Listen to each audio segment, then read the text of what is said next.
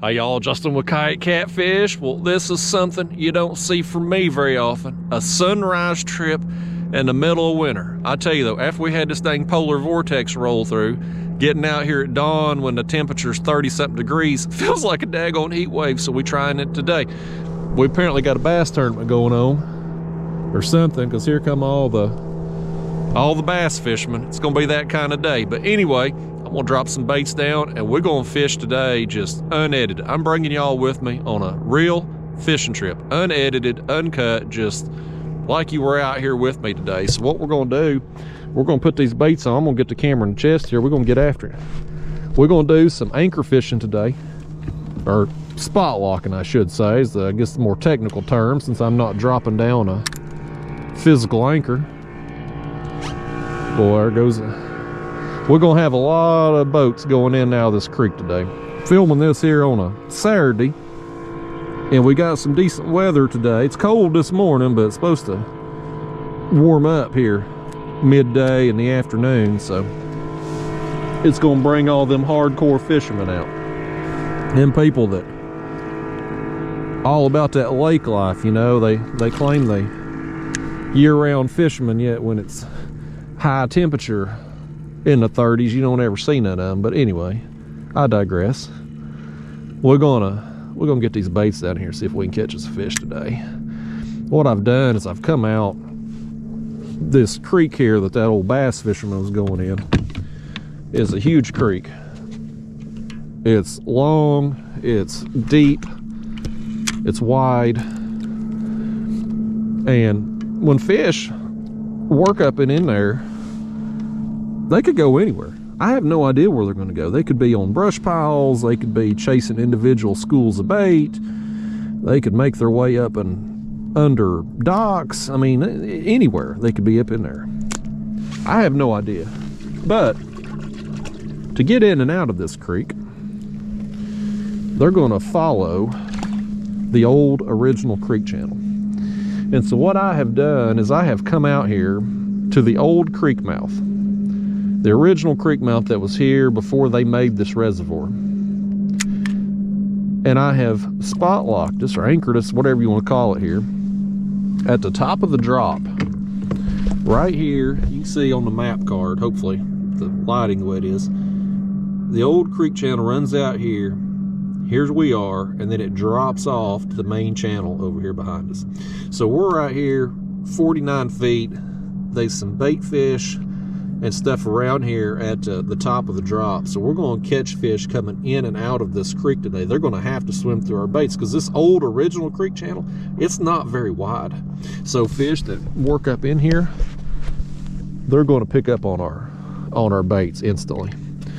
So we're going to sit here. I thought about going to the bottom of the drop, which is 60 some odd feet deep, and I went out there first thing when I got on the water and just looked around on the graph there, and I was seeing some bait, but the bait I was seeing was still about the 40 to 50 foot depth.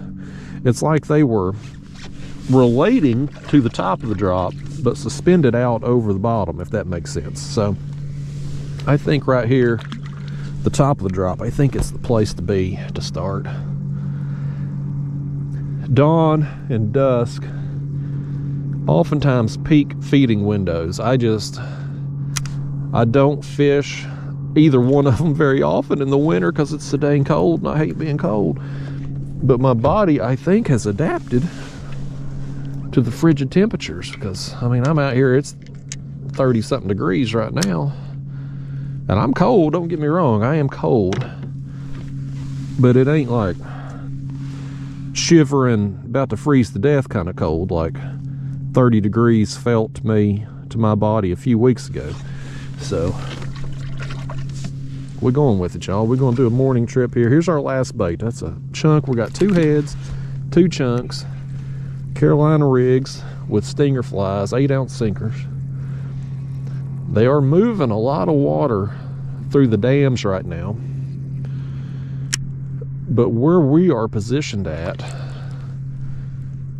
we're not going to we're not really going to have any noticeable flow here where we're at, just because of the way the river flows over here behind us. Main channels out there, we're kind of tucked in here where we're at, so we're not really going to experience that flow. But yeah, I wanted to get out here. I've been in the mood. I haven't fished much lately just because of the weather. We had the snow and a bunch of rain. We've had some high wind days here to start this year, and I just ain't been on the water much. But what I'm doing today, this is my favorite style of fishing. This is just put yourself in a position to succeed and wait on fish to work through. I got a lot of confidence in it, caught a lot of big fish doing this, and so I wanted to get out here and give it a shot today and see how it goes at first light, and see if there's any kind of activity in the morning hours.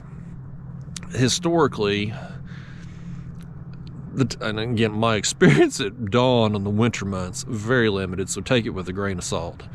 But it does seem like the morning bite in the winter months oftentimes get pushed back a little bit. Like in the warm summer months, right now is when you're getting bit.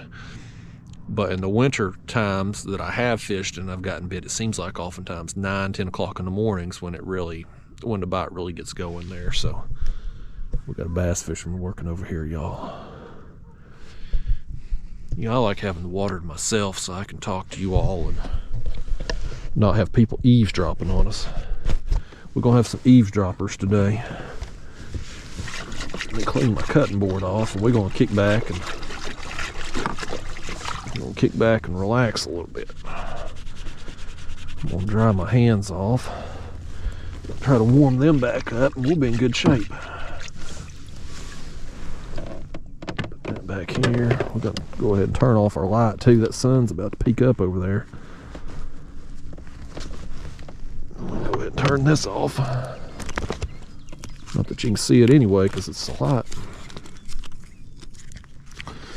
There was a few people at the launch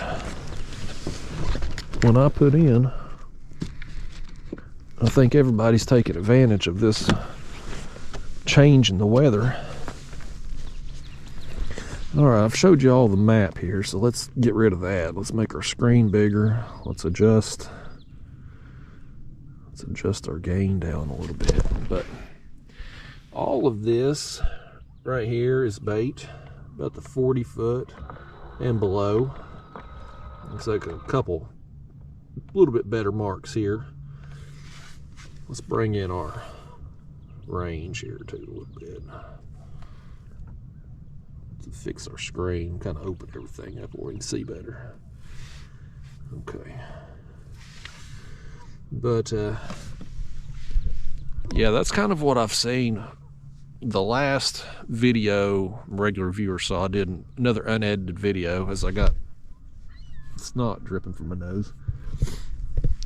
But I was upriver from here and I was trolling, dragging some baits, working the bottom edge of the ledge, and I was seeing bait like 35 feet deep out there. And so seems like even though we're getting some warmer afternoon temperatures the last couple days, it seems like the bait is still, the bulk of it anyway, is still pulled out here in deeper water. So I think this is probably the place to be.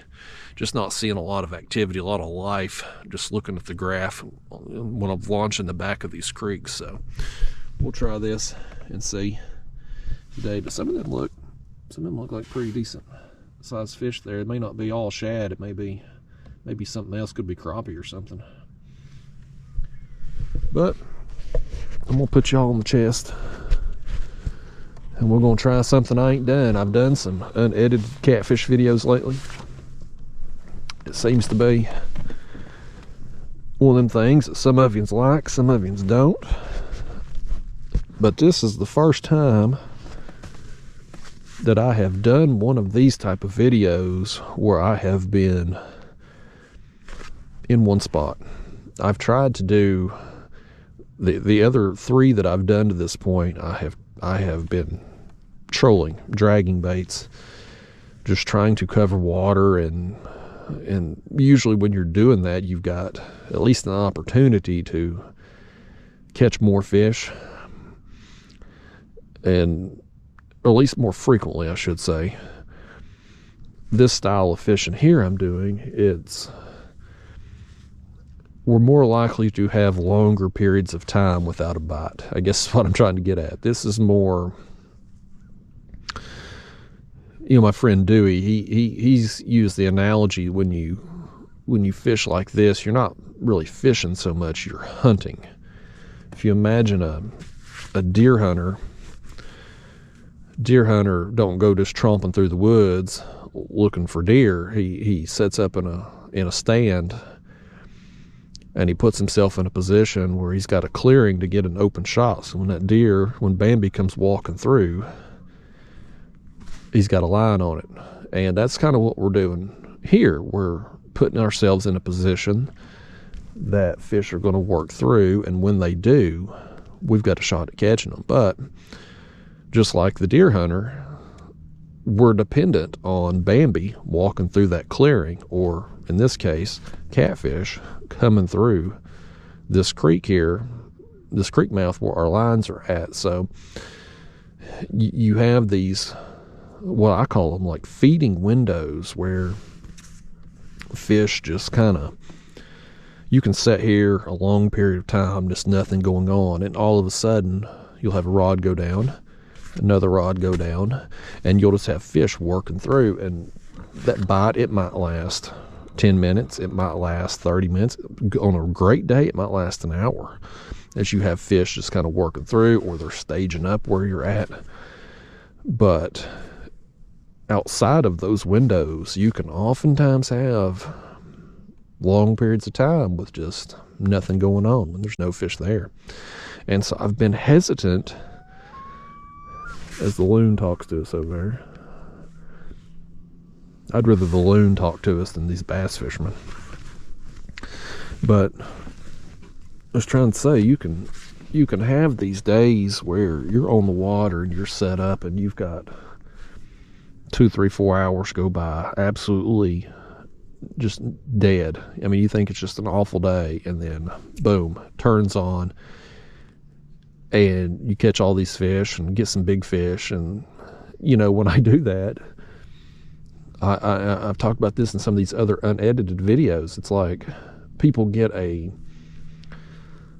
think a false sense of reality. Like, yes, I do catch those fish, but if I'm on the water 6 hours and all of my bites come in that 30-minute window, you don't see the other 5.5 hours. When you're doing an edited video and I'm on the water 6 hours, I'm going to take the intro, me cutting some bait, me catching some fish, shrink that down to a 20-30 minute video. So you don't see all of the downtime. And I think people get a false sense of reality. They click on YouTube and they see me just catching one fish after another, and they think it's like that all day, every day. And it's just not the case. It's just, when you're fishing like this, you will have some downtime, you will have some skunk days. It's just, and you may not, it may not be, when you have a skunk trip, it may not be that you were doing things wrong or that you were in the wrong place. It may just be you were at the wrong time. There's 24 hours in a day, and at my age, I can't sit in a kayak 24 hours. I'm good to get a 6-hour trip these days. Most of my trips are 4 or 5 hours on average. So I can be in the right spot at the right depth and just be at the wrong time. So it kind of, when you're fishing like this, it becomes a numbers game. It's how many hours can you log, because if you log enough hours, you get bit. I promise you, this path that we're on, this creek, fish work in and out of here every single day. Every day, 365 days a year. There's not a bad time ever to fish a creek mouth of a major feeder creek like this. But you catching fish on that particular day is dependent upon you being on the water when they're working through. And these fish, I mean, they just, when they turn on and feed, I can't tell you. There's no way of predicting. You can play the percentages and, fish dawn, fish dusk, that 30 minutes before sunrise to 2 or 3 hours afterwards, or you know, an hour before sunset to a couple hours afterwards. Those are high percentage times, but fish could turn on and feed any hour of the day. I mean, it's just, you just don't know. And not all fish are going to feed at the same time. You'll have little waves of them come through, but you know, I don't know what triggers a fish. You know, what is it in their mind that just says, "Oh, time to go eat"? I have no idea. It's the same thing with humans when you think about it. Like, you know, most people have a routine. They're going to eat breakfast at this time. They're going to eat dinner at this time. You try going to a restaurant, you know, have you some dinner. Well, 6 o'clock is probably going to be about the busiest time for a restaurant, right? But that don't mean that restaurant's going to be empty at 3 o'clock. There could be somebody come in at 10 o'clock. You know, everybody's different. So it's the same way with fish. So again, it's just when you're fishing like this, and this is my favorite way to fish, this hunting style, if you will. It's just how much time can you log? You log enough hours, you get bit. And that's how it is with me over the course of the year. I'm going to have some skunk days. I'm going to have some days where, you know, maybe I catch 2 or 3 small fish and that's it. And I'm going to have some lights out days where I catch a bunch of fish or catch some really big fish. And it's just every year that's how it works out. I can have bad stretches, a couple weeks, maybe a bad month, but it all averages out in the end as long as I'm putting in the time. So we're going to put in the time today, unedited, and it'll either be a disaster or some of you'll like it. We'll see. You don't know till you try, people. The first unedited video I ever did, ultralight fishing, I had no clue if it would work or it didn't, and it did. And I think that first one was around an hour long, and I slowly started increasing the time. And I remember the first one I did that was like over 3 hours long. I thought, there's no way, this is the dumbest thing I'm ever going to do. Nobody's going to watch 3 hours of me fishing. I mean, hell, the movie Braveheart's like 3 hours, and that's a great movie, and I can't even watch it in one sitting. There's no way people are going to watch this, but by gosh, y'all did. And I tried the catfish, and the first unedited catfish video I did was a total dud. Man, it was one of the worst performing videos I've ever posted on my channel. But I'd filmed two days in a row, and the second one did significantly better. So we'll see how it goes. The jury's still out on the third one, so we'll see how it goes. In theory, I can appease both audiences with these unedited videos. I can do unedited and then edit the unedited footage for the people who just want a 20-30 minute video. Here's what I'd like to do. I'd like to edit all these bass fishermen out of here today.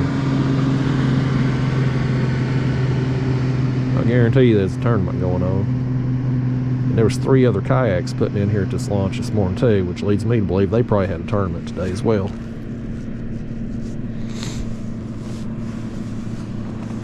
Fortunately, where we're at, the old creek mouth here that comes out, I mean, we're a long ways from the shore. At least the current shoreline.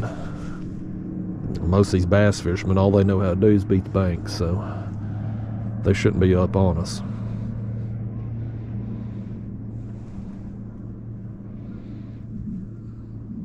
Y'all gonna hear my stomach growling a little bit today too. I didn't get up in time to eat breakfast. I adjust my sleep schedule to my daily routine. So spring and summer, when I'm fishing early morning hours, I'll get up 4:30, 5 o'clock. But these winter months, it's frigid cold in the mornings, I'll sleep in till 8, 9 o'clock. So I had no idea what time the sun would be up today. So it's apparently coming up over there. It's coming up over the tree line right now. See what time it is here. We're We're 8 o'clock here now, so.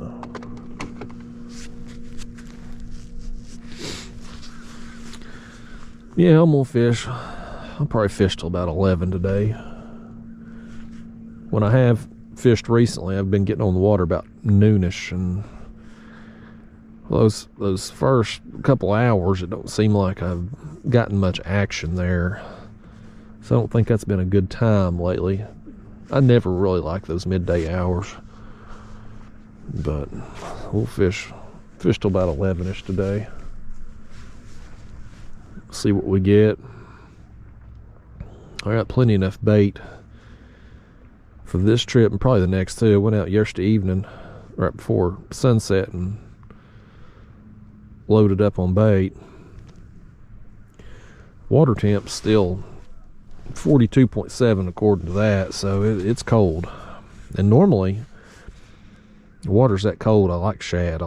It's cold waters when shad really shines as a bait, in my opinion. But in order to get shad, I gotta net it. In order to net it, I gotta get myself soaking wet. And so when the skipjack's biting easy like they have been lately, I'm just like, these fish will eat a skipjack in the winter too. So if they want shad, they can go catch it them damn selves. I'm gonna use a skipjack today.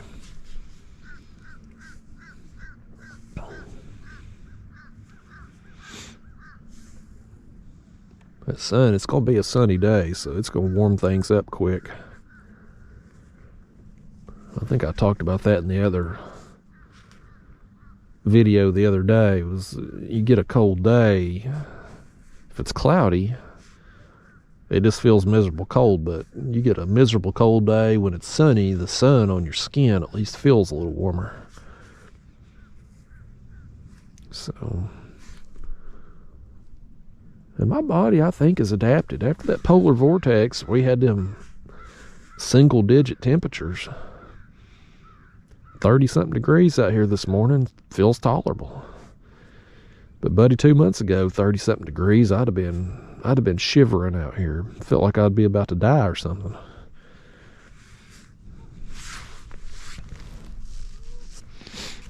Adapted or not, I'm ready for it to warm up. Spring's coming. Days are getting longer. Yesterday evening, there I went out and got bait, but that didn't take very long because I got back, still had a little light left, and Daphne, the dog, YouTube's favorite dog, she got a new bicycle. Every time I think, well, we've possibly got an electric bike from every company on the planet, there's another one pops in my email.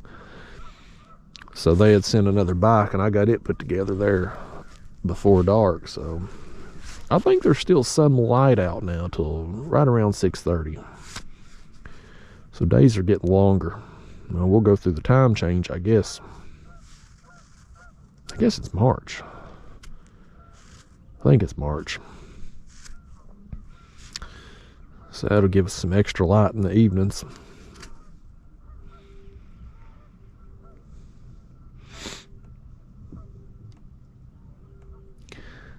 I like them longer days though, warmer, longer days. I guess the other, and I'm no geography major. Geologist is rocks. Geography, I guess, is mapping. So don't quote me on this, because I'm completely ignorant. But I think the other side of the earth, when we're in winter, they're in summer. So if you wanted to live on the other side of the planet, you could technically have summer year-round. And if it wasn't for having to live on the other side of the planet, I just might do that.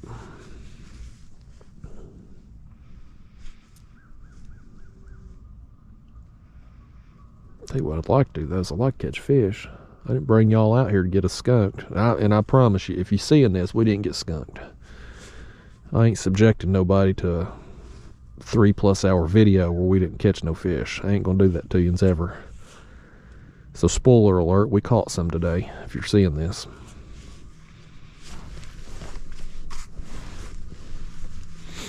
It's just a matter of getting a little bit lucky with the timing. Right here, a little something happening. A little peck.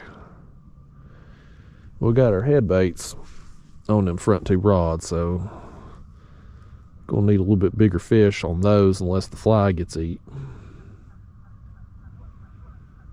I'm gonna leave the live scope on here for the time being.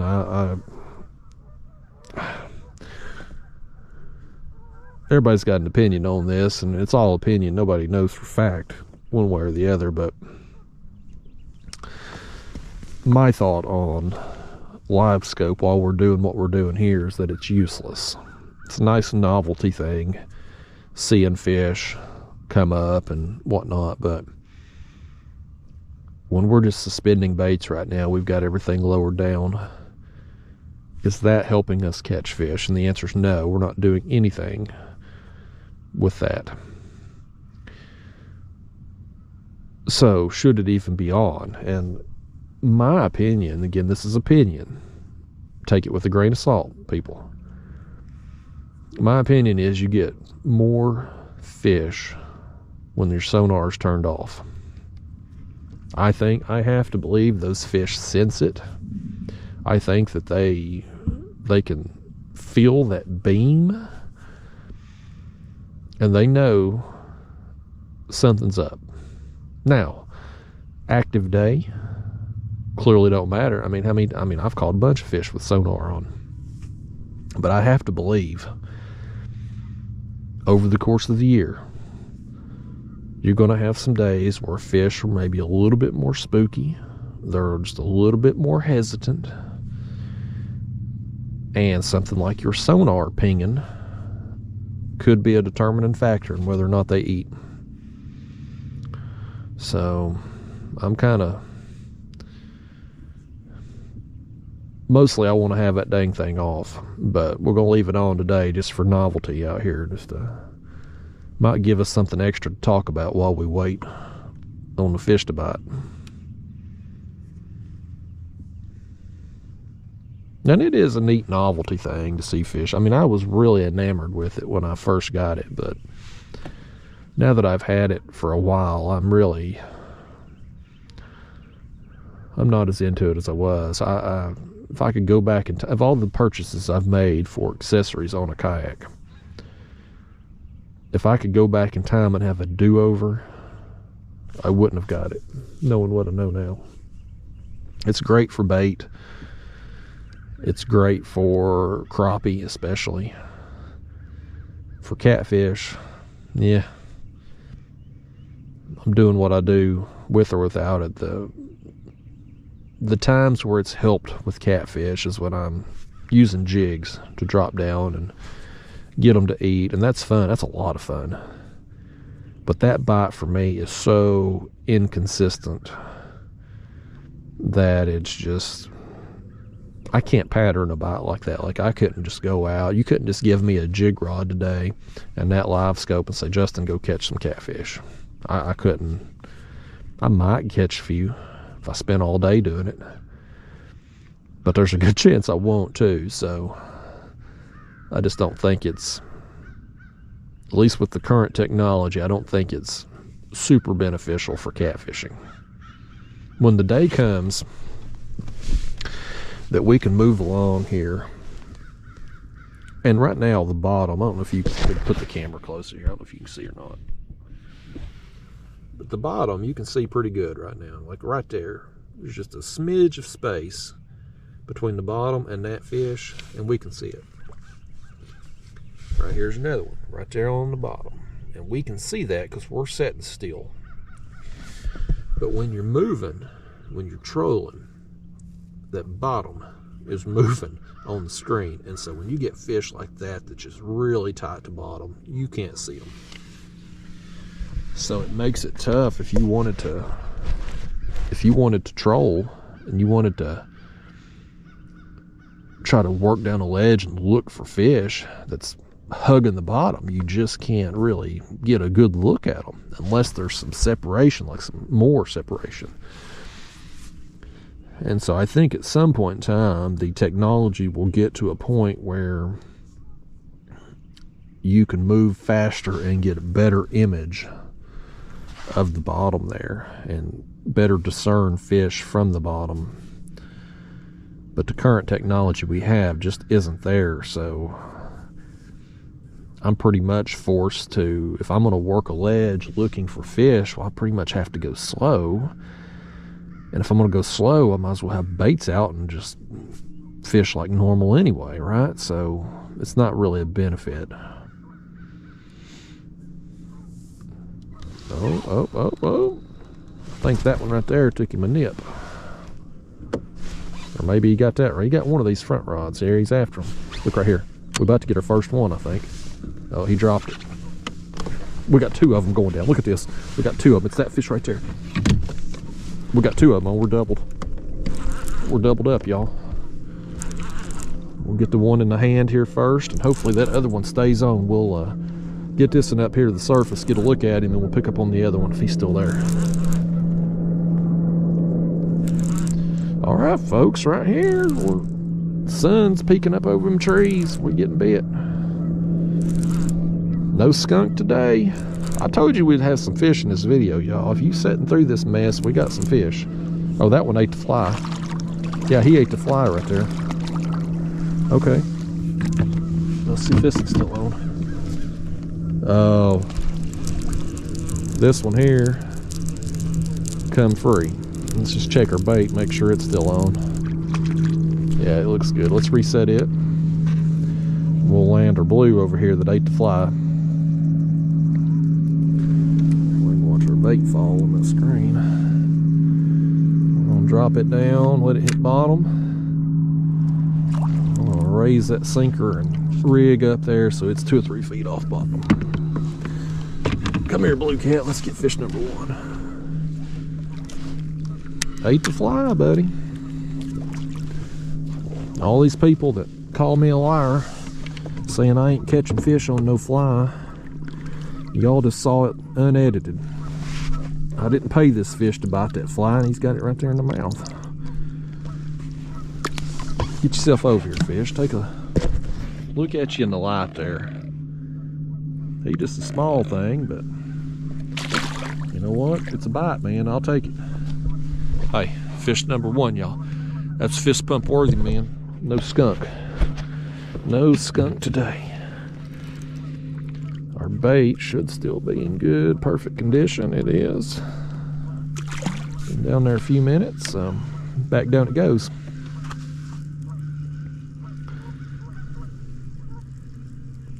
All right, folks. Fish number one. It's encouraging.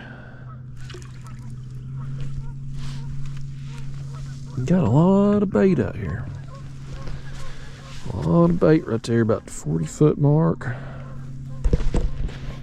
I just have to believe with this much bait out here, there's going to be some, if the bait's kind of staged up out here, there's got to be some cats around. They won't have to go far out of the main channel to come up here and eat, so. Right there's some better fish there on the bottom too, about 30 feet out from us there, so. Yeah, y'all, very encouraging.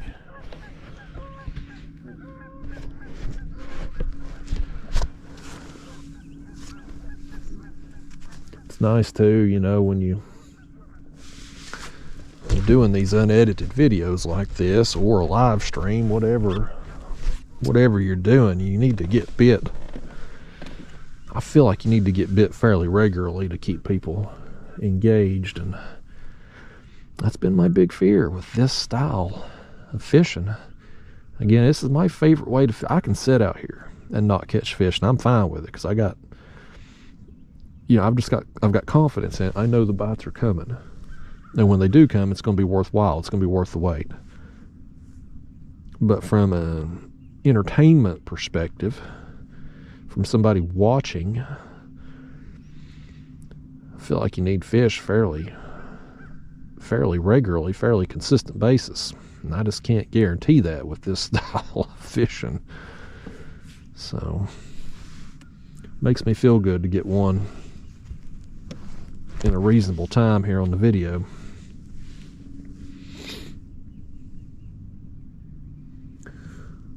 Somebody burning something back in that creek. That haze right there, that's not fog, that's smoke. I smell it. Somebody burning some wood or brush, or out here people probably burning their trash, truth be told. I ain't knocking them. I have been known to do that myself.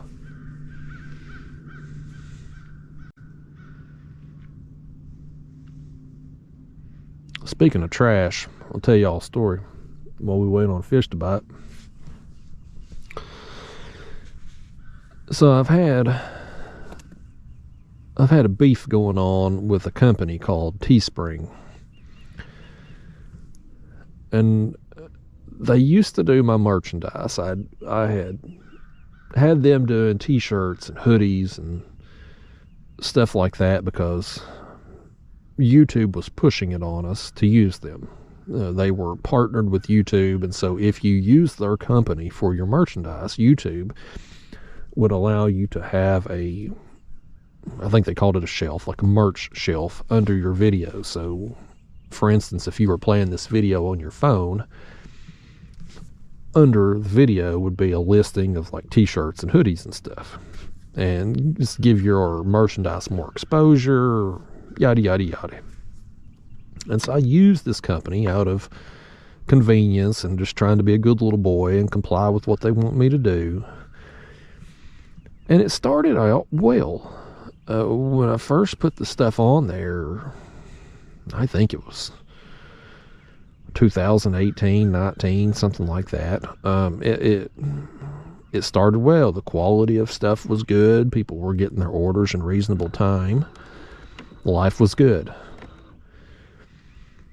Then during the pandemic, things started to change. Orders started taking forever. And I had a lot of complaints from people.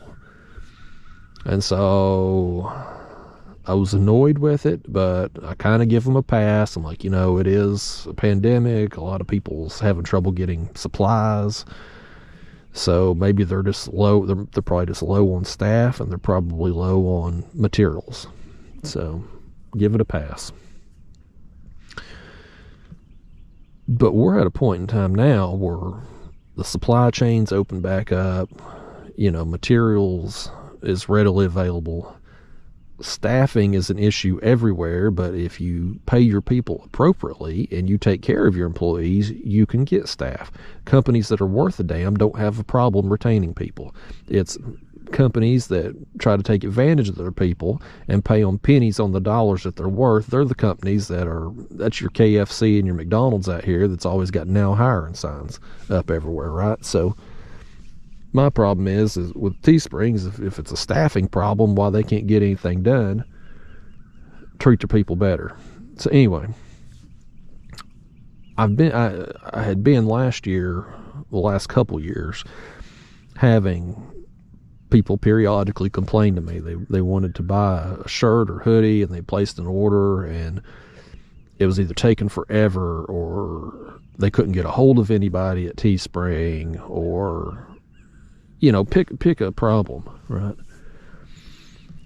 And that pisses me off, because if somebody spends their hard-earned money to buy a shirt or hoodie or something with my logo on it, well, I want them to have a good experience. I mean, they could choose to buy anything with their money. They're choosing to buy something with my logo. I want them to have a good experience. And so when this Teespring's not providing that for them, it pisses me off. And here's the other thing that pisses me off about it. It pisses me off that Teespring's not living up to their end of our deal. See, these companies like Teespring, there's a bunch of them out there. They do this print-on-demand merchandising. And the advantage of using a company like that for me is I don't have to take on inventory, right? I don't have to buy a bunch of shirts and have them made up in advance of all these different sizes. So I don't have the expense of it, and I don't have the storing of it. It takes a lot of space to store all this stuff. Teespring, they will handle the shipping. They will handle the taking payments and paying you out. Those time-consuming things, any customer service issues, they're supposed to handle that. Again, takes all that off my plate. So in exchange for that, they take most of the money. I mean, most of it. It's a very small percentage of a commission that gets paid to me in the end, which for me, I don't depend on that money, so I don't really care about it. I mainly just want the people. I would rather take a smaller percentage cut and have a company like Teespring do everything, just so long as the people who want the shirt or hoodie or whatever with my logo on, I just want them to have a good experience. That's the most important to me. So, the whole situation is just bad for everybody. It's bad for you, the customer. It's bad for me, the person supplying the logo for the merchandise. So I finally, and this is a long-winded story, but we got time, and by gosh, if we were out here fishing together in a boat or something, you'd be hearing this crap. So this is what you'd be dealing with, hearing me complain all dang day while we're fishing together. So anyway, a few months back, I decided I was going to place another order to Teespring and see what my experience as a customer was like, because I hadn't ordered anything in years. When I first moved everything to Teespring, I ordered some stuff just before I listed it publicly, just to make sure everything was good, and so everything's been fine. Well, we got another fish hitting right here, if y'all can see it, into the sun. He's messing with it there. We're looking right into the sun now. I may have to put my sunglasses on. Y'all may have to bust out your shades here too. He's just taking a little nip though. He didn't want to commit. He just wanted to bite. He's that person at the hotel, continental breakfast. He just grabs a muffin. He's not eating a full plate. So anyway, Teespring. A few months ago, I was like, I'm going to place an order. I'm having all these people complain to me. I'm going to place an order and see how my experience goes. And it started out well. I placed the order. Within like 3 days, I got an email saying my order had shipped. And I was like, wow, that's pretty fast for print on demand. And so it's like, well, we'll see what it looks like when it gets here. And so I wait. Like a week goes by and I haven't got the package. And so I get online and I click on that email they sent me. It had a tracking number. I click on the tracking number. And the order hasn't left their facility yet. And I thought, well, that's odd. It was supposed to ship out a week ago. So I emailed them. And I said, hey, I got the shipping notice. I think there may be a glitch because it's still showing that it's there. Can you please check on this? And I got a response back that the order was in process, but they hadn't printed yet. And I said, well, how can that be? Because I've got a shipping notice. And they respond back again. They're like, well, we send that out just to let you know that your order's in process. We'll let you know when it ships. And I'm like, am I in the damn Twilight Zone here? The email they sent after like 3 days, in the subject line of the email, it said, your order has shipped.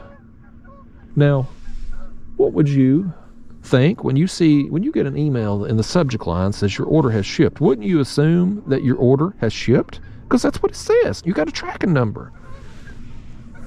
So, we're back and forth with customer service on this. And of course, I'm irritated. I was already irritated before I placed this order. Now I'm really irritated that I'm having the same problems everybody else has. So I wait. And finally, it was a little over a month, I finally get. I'd ordered a shirt and a hoodie. Over a month. They show up and they look like garbage. I mean, quality, just nothing what it used to be. I said, you know what, I'm done. I don't care if YouTube is pushing this crap on us. I don't care if it if I just can't advertise under videos anymore, I'm done with it. Ain't worth it. I'm not going to throw business to a company that's providing everybody with such a bad experience from both the quality perspective and the customer service experience. So I shut Teespring down, right? I shut it down. I moved everything up back to Amazon, which I had shirts on Amazon years ago, and they were fine. I never had any problems with them. I did order some samples when I moved everything back to Amazon again, and they showed up very quickly. I got those shirts within a week from Amazon, and they were much better quality than Teespring. So I had just done it before because YouTube was pushing it, and Amazon, as bad as Teespring is, Amazon's even worse as far as commissions. I'm getting hit somewhere. We got this rod right here. We got another fish. To be continued on the story. I'm going to tell you what really pissed me off about Teespring when we're done with this. Let me just take the camera here. Let me see. See him right there? That's that fish I've got in my hand. This is on a chunk or possibly the fly. Up here, take a look at it and get fish number 2. Where we at on time here? Okay, still within the first hour. I think he's going to be another small. I think he might be a little bigger than the last one. A little bigger. We're going the right direction here. If we keep inching up, pound by pound, we're gonna have us a big one before the day's over with. Did you throw that bait off, fish? You did. I don't know why you did that for. That was uncalled for. I'm gonna forgive you though, just because I got plenty of bait. Come up here. Come up here. Let me have that back. You at least gonna give me the hook back, you old stingy fish. The fish says he wanted the bait, the hook, the fly, everything. You ain't front camera worthy though, are you? He said he will be someday. Get on then, you old devil.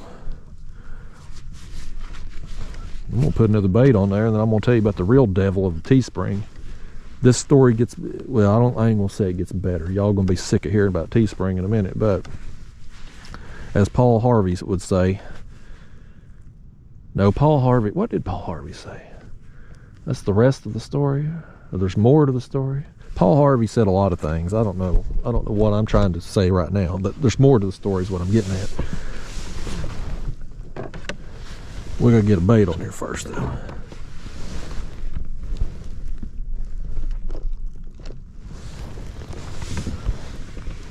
Take this here skipjack.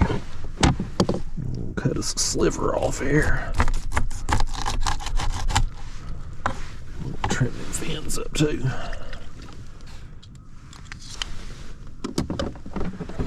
I'm just gonna leave this whole gut pocket and everything attached on these.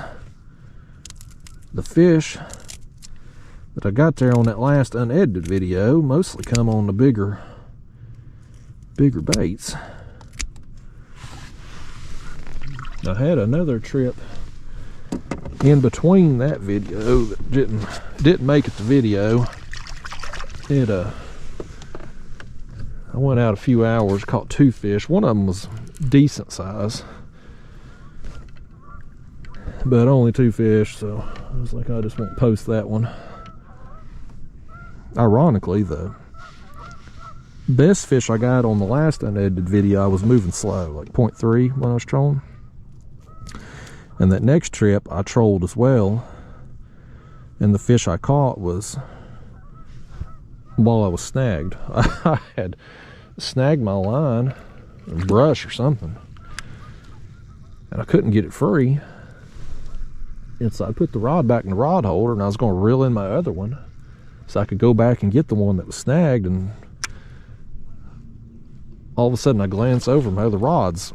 It's taken off. So the fish ate my bait while I was setting still, it pulled it out of that brush pile for me. Very nice of it.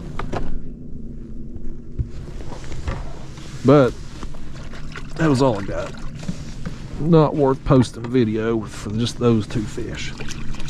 So y'all didn't see that trip. All right, we got our baits reset. We're back in the game. So anyway, for the 3 of you that are still for some reason listening to my Teespring story, where was I at? So anyway, so I shut everything down. I moved everything over to Amazon. It's been a while back. It's a while ago now. So I think I'm done with Teespring at that point, because I've moved everything off. I've closed down all the listings. I had a domain, shop.kayakcatfish.com, that I had linked to my Teespring page. I rerouted that to Catfish Sumo, my merchandise page there, because Catfish Sumo, they sell my rods and hats and beanies and stickers and stuff. So I just rerouted that domain to their site. And I thought I was done with Teespring. Well, the other day I get an email. It's a 1099 form from Teespring. 1099 is a tax form. And I open this thing up and I'm like, that's not right. Because I know these companies, Teespring, YouTube, Amazon, all of them, they only send you a 1099 form if you make $600 or more throughout the year. And I had shut this Teespring account months ago, and I knew I hadn't made $600 before I'd shut it down, so I shouldn't have gotten a 1099 form anyway. But they send me one, and it's a ridiculous amount on there. And I'm like, where the hell did that number come from? You know, I can't figure it out. So, I mean, I get on Teespring's website. I'm looking at my listings, you know. I'm pulling up my spreadsheets from my books. I mean, I'm like Andy Griffith playing Matlock in the 80s, man. I'm looking for clues. I'm on the case. And what I finally figure out is they had combined the small amount I made in 2023 before I closed down my account. They had added it with 2022 and sent me a 1099 form with both of those years on it. It's like, you got to be kidding me. So I reach out to customer service and I said, you know, you've sent me this 1099 form. Here's the mistake you've made. Please correct this before you turn it into the IRS. And I get a response back, and the person's like, well, we don't turn in 1099 forms to the IRS, but I'll look into this for you. I'm like, okay, so I know I'm dealing with an idiot right off the bat, because yes, all of these companies turn in the 1099 forms to the IRS. That's how the IRS knows whether or not you've received income, that you got to pay taxes on this. So I know I'm dealing with an idiot right off the bat. But I'm trying to be good, you know, because you got to keep your religion with people. You get more done that way. So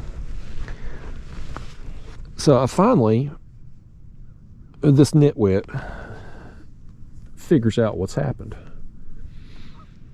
And she says, yes, we combined 2022 to 2023 because you were paid out 2022's earnings in 2023. Because what I typically do with a site like that, they don't just automatically pay you. They make you manually withdraw from them. I think they hope that you just leave the money in there and forget about it. So what I would do is at the end of the year, like the last week of December, I'll pull money out of that account after it's built all year. Well, they don't just pay you instantly. There's a delay for some reason. And the delay had ran me into January. And since I was paid in January of 2023, they considered that earnings for 2023. which is just stupid. It's absolutely stupid. I mean, if you're working a regular job, let's say you get checks every 2 weeks, and the way the calendar falls, you know, your 1 week of your check is 1 year, and 1 week of your check is the following year. Well, guess what? When you get your W-2 at the end of the year, you know, they're not just saying, well, you know, you just got this paycheck here in December or in January, so we're counting that last week of December on the following. That ain't how it works. You know, the money you made in this calendar year is what you're taxed on for that calendar year. So it was stupid, but I was like, I know, hell, I got a 1099 form from them in 2022, or in 2023 for 2022. I'm like, what the hell did they do then? Like, am I being charged twice or taxed twice? And so I looked that up, and I'm like, yeah, sure as the world. I got a 1099 form in 2023 for what I thought was 2022, but it was 2021. Because again, at the end of 2021, I had pulled money out at the end of December, but it hadn't got paid out till January of 2022. So I'm like, what a bunch of idiots. I mean, just so stupid. So anyway, that took way too much time for me emailing and playing Perry Mason trying to solve the case of how they had come up with these numbers. But thankfully, I'm done with Teespring for good. Never have to deal with them again. And it ain't like I ain't trying to dodge taxes or anything. But I also ain't trying to pay more than my share either. You know what I mean? I ain't trying to pay more than I have to. This whole tax situation in our country pisses me off, man. It's so frustrating. I know a lot of you watch my videos. You live in different countries, and I don't know your all situation as far as taxes go and all that stuff. But here in America, man, they fleece us. And we get nothing for it too. I mean, it's ridiculous. This whole video is going to be about me ranting on everything, but again, y'all coming fishing with me today. This is a real fishing trip, start to finish. You seeing it all. And if we were sharing a boat, this is the kind of crap you'd be hearing from me. So this is just the way it is, people. But the taxes in this country, it's a joke. First off, we pay too much in taxes. And I ain't just talking about income tax. That's part of it.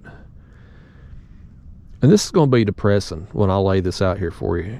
Some of you may not have even thought about this, but like, you got your income tax that you lose right off the top. If you're a W-2 employee, when your employer cuts you a paycheck, they're taking out some taxes for you and paying the government off before you ever get that money. If you are a business owner or an independent contractor, or in my case here, this YouTube crap, I get a 1099 form at the end of the year, but I have to pay quarterly taxes. Every quarter I have to pay taxes on the money I think I'm going to make. I've got a fish here hidden. I think he's still after it. Come on, fish. There ain't no tax on that bait. Go ahead and eat it. It's free of charge. That rod tip's still wiggling. I think he may have it. Maybe sitting there with it. Maybe I'm imagining things. Let me just pull that line. No, he ain't got it. Just the tease. A girl on a pole at the gentleman's club. Just the tease. But your 1099, you got to pay your quarterly taxes on the money that you think you're going to make throughout the year. Or you can take your previous, this is what I do. You take your previous year's tax burden, add 10% to it, and pay that amount quarterly. That's what I do. Because I have no way, this YouTube deal, first off though, look at this. You see that? That was a fish come right in on our bait and took off. With YouTube, I don't know how much I'm going to make month to month. I especially can't project it out over a year. I mean, there's no way of knowing that. You just, YouTube for me is seasonal, first off. I make more in the summer than I do the winter, but I never know. I may post a video and it do really well. I get a bunch of views, and so I make extra that month. Or I may post 5 videos in a row that just doo-doo the bed, and I don't make as much the next month. There's no way of predicting that, so it's incredibly frustrating that you have to try to predict this and pay taxes in advance on money you don't know that you're going to even make, right? So anyway, my point is, regardless of what kind of business owner, independent contractor, W-2 employee, you lose money off the top before you even get it. You're going to lose, depending on your tax bracket, you're going to lose 15% down to 30-35% right off the top. But that ain't where it ends for taxes for Americans.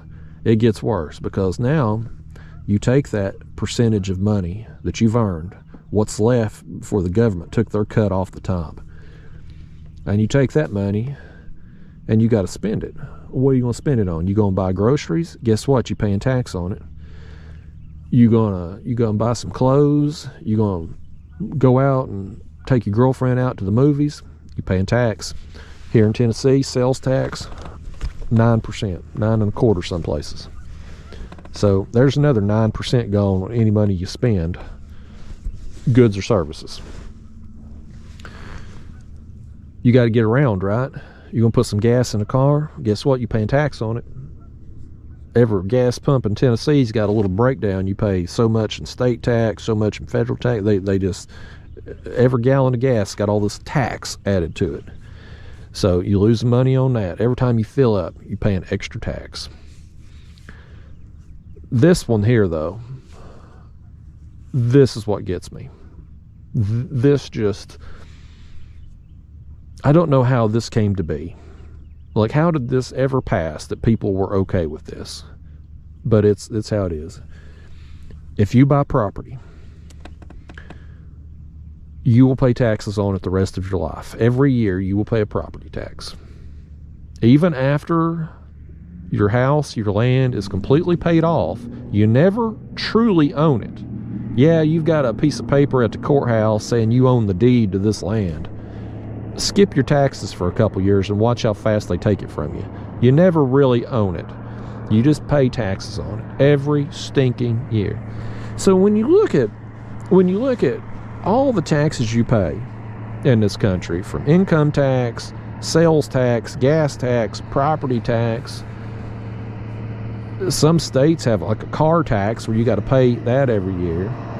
Even if you buy something used, you know, let's say you buy a car, you pay tax on it. You sell that car, the next person goes to put it in their name. Well, guess what? They're going to pay taxes too. Now, the tax has already been paid when the car was bought initially, but now the next person buys it, they got to pay tax too.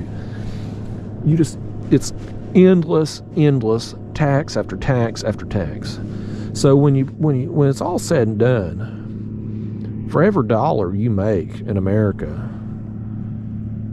how much of that dollar are you actually going to get after all the taxes are taken from all these various means? 50 cents on the dollar, maybe 40 cents on the dollar. It's ridiculous. And what do we get for it?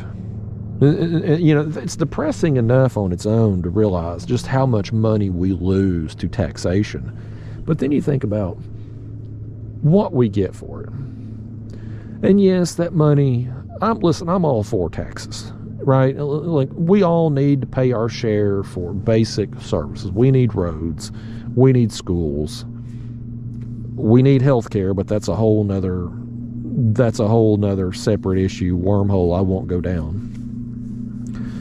But we need all of these things. But the problem is most of our tax dollars do not go for those things. They go for things that they shouldn't go to. Like, you know, I mean, we take care of all of these other countries. We go over there, we invade them, we tear down their countries, then we pay out money to build them back up. Well, how about we just stay the hell home and don't go over there to begin with? Then we don't have to tear anything down that needs to be rebuilt. I mean, we got all these troops here in America. They come home from war. Most of these wars we shouldn't even be fighting. They come home, some of them physically crippled for life, needing medical care for life. Some of them, you know, just mentally crippled, if you will, you know, from the things that they've seen. And they need treatment. They need help. You know, they went over here, these other countries, on America's behalf. Yet, do we take care of those people? Hell no. They wait forever to get into the VA. Then they get into the VA, they get piss poor treatment. And it's like, we spend all this money on taxes. 50 cents out of every dollar goes to taxes, but we can't take care of these veterans that come home from fighting wars for us. We just let them rot.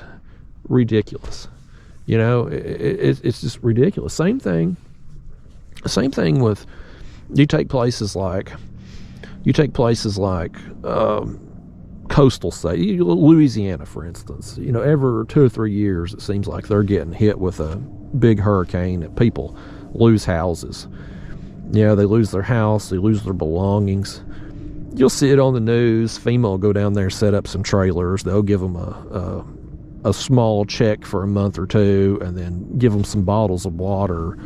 Well, guess what? Them people still out the house. They've still lost all their stuff. Government don't give a damn about them. But yet we'll go rebuild these other countries, but don't give a damn about American citizens. And you know, you get people in America too that's just poor, impoverished. You know, a lot of these inner cities and stuff, they got nothing. But we have trillions of dollars to send overseas, but we won't take care of people right here. And it's like, you know, if you told me, Justin, we're going to tax 50 cents out of every dollar you make, but America, everything in America is going to be taken care of. The people, healthcare, school systems, like everything's going to be as good as it can. Fine, I get it. I would see it. But when I see, you click on any news and like, we're sending all this money over here to this country or that country or doing this and that, it's like, why is that on us to pay that? You know, why does that money go there and not where it should here? I just, and I ain't trying, don't be leaving your politics out of my comment box. I don't want to, you know, I ain't turning that into this. But that's my thoughts on it, man. The whole taxation deal in America, it's gotten out of control. It's just gotten ridiculous, and it just pisses me off every time I think. I try to go through life with my blinders on and not think about it, because it just upsets me. And you can't do anything about it. You know, they always add more taxes. They never take them away. The town I live in, and this is a God's honest truth. You can look this up, fact check me, pull out your Google and see that I'm telling the truth. The city I live in has a rain tax.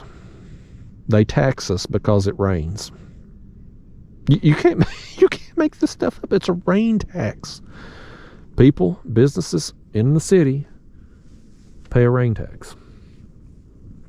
And that money was supposed to go to, well, we got a fish right here going down, is what we got. Oh, you let go. That one let go, but this one hooked up. That one's pulling a little better there. Oh my gosh, he let go too. That was a better take down there, and he didn't hook up. Let me just make sure he didn't rip the bait off. I don't think the other one wasn't on long enough to... Well, it's still hooked good and everything. Yeah. a damn rain tax, y'all, and that money was supposed to pay for something. They got people to vote. This is how stupid people are.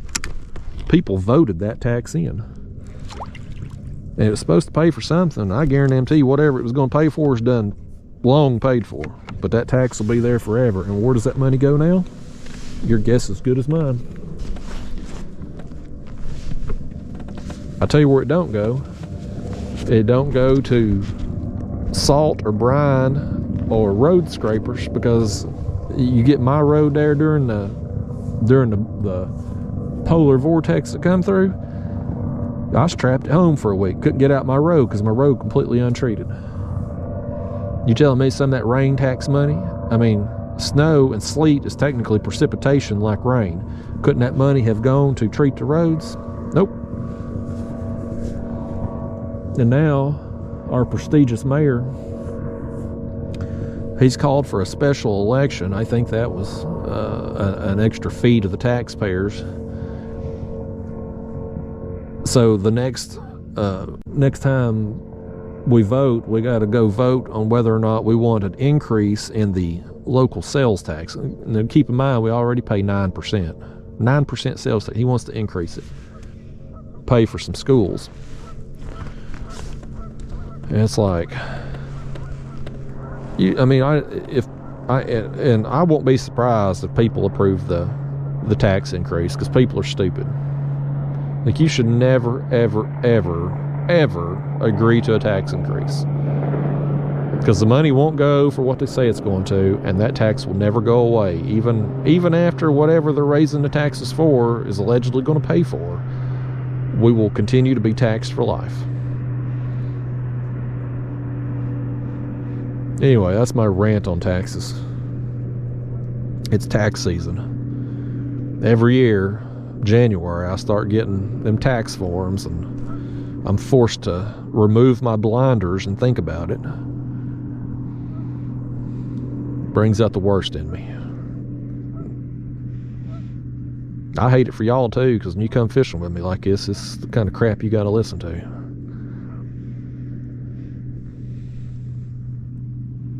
Thankfully, I got a good accountant. He handles all that stuff for me. I don't have to think about it long. Just write some ungodly amount of numbers on checks.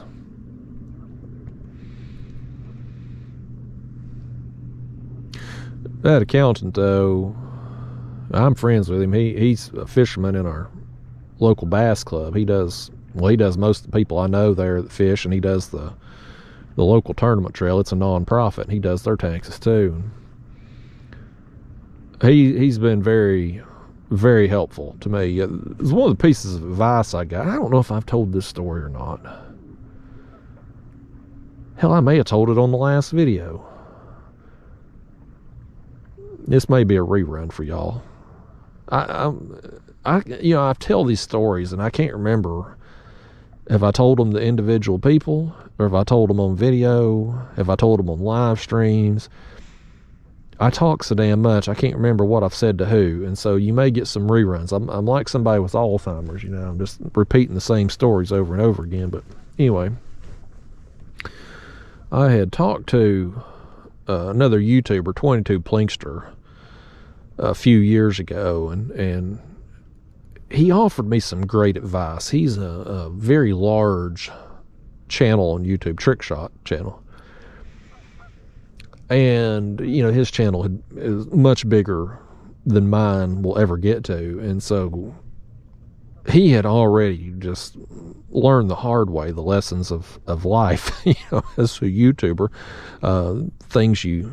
just the pitfalls that you go through as you progress. And so he offered me some advice on how I could avoid those pitfalls. And I'm all for getting advice from people that's smarter and more experienced than me. I mean, anything that I can do to save myself time or money in the future, I'll listen, man. I'll sit there and take notes. And so I had the opportunity to talk with him on the phone a couple times, and that was one of the things that he emphasized to me, was to, once my channel started taking off, to hire an accountant, because you're going to pay for that accountant. but the money they're going to save you in taxes will far exceed the amount that you're paying out for them. And that was the case, man. That was, I mean, this, and again, it goes back to our tax system in this country. What a sham it is. What a joke it is that I'm able to write off all the stuff I do. I mean, that's why these business owners, you know, who pays the taxes in this country is the middle class. Poor people that don't make as much money, so therefore a lot of them don't have to pay anything at all. Rich people, these business owners and stuff, they just find ways to write everything off, so they pay a very small percentage. It's the middle class, people like me and you, that pay taxes for the whole damn country. But getting an accountant has helped me pay as little taxes as possible by being able to write everything off that's business related. And with me going fishing on video, everything is a write-off. I mean, any fishing gear I buy, business expense. My internet bill, well, I post videos on the internet, got to write that off. I interact with people, comment box, emails, YouTube stuff on my cell phone bill, got to write it off. Got to edit videos somewhere, so I got a bedroom in my house that's now my office, write that off. My kayaks, got to have a place to store them, carport, write that off. So, you know, that helps lessen your tax burden at the end of the year. But again, the whole tax system's a sham. Should I be able to do that? Should these other companies and business people be able to do that, or should we all just pay our share? You know, everybody pay a less share. I'm gonna quit talking about it. We got a fish to reel in here, and that one's pulling, buddy. That one's pulling. Oh man, he's pulling hard, y'all. Yeah, that one's hooked up, man.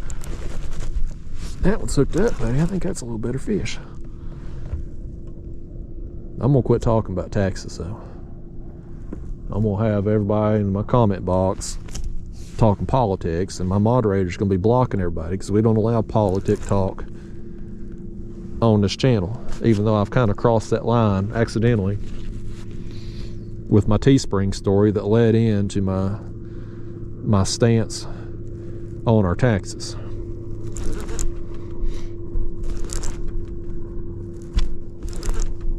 I think this is a blue. I feel him rolling. I think he's a little better fish, though. It was a nice takedown. This is on one of the chunks. Or the fly, possibly. One thing about these unedited videos, when them fish eat the flies, can't nobody call me a liar and saying I'm finagling something, you know? It's gonna be, you can't hide it on the live stream, you can't hide it in unedited video. Let's see what we got. Yeah, that's a little better one right there now. That's a little better. What is this in this fish's mouth? Whoa, whoa, whoa. We got something going on here. There's something crazy happening here, folks.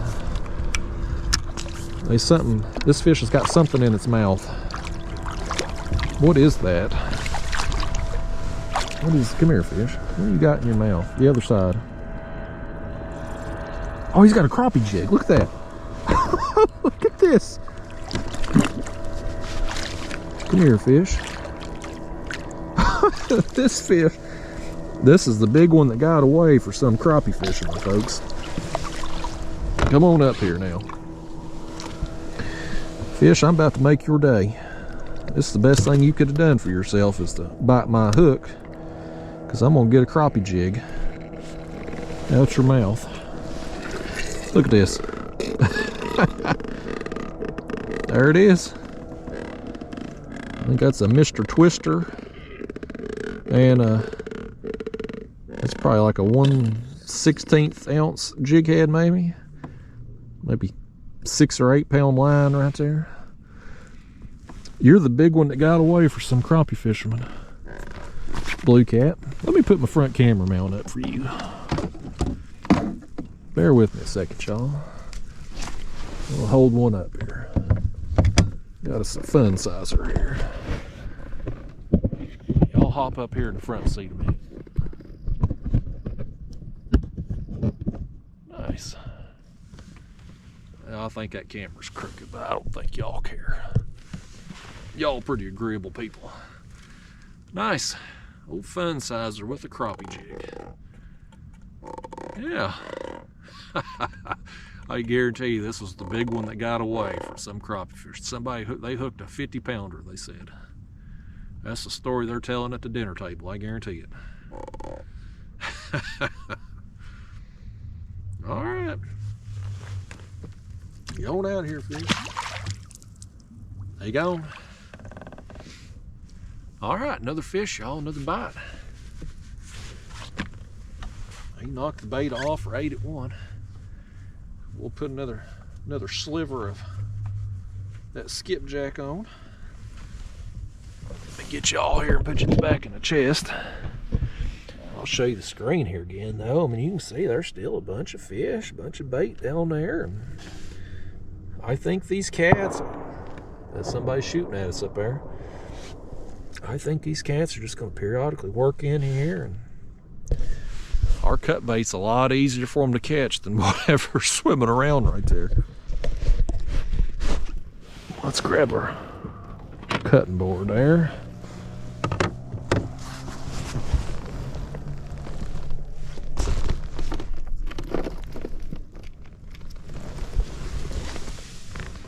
Okay.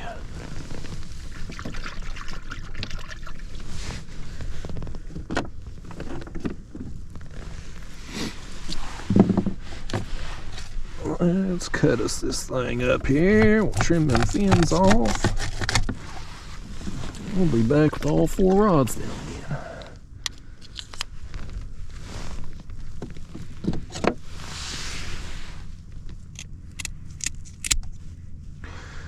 It does make me happy that these fish are biting semi-regularly here to start the day, so we're not having a ton of downtime between bites. It ain't like a, you know, I didn't come out here expecting a 30 fish day or anything, but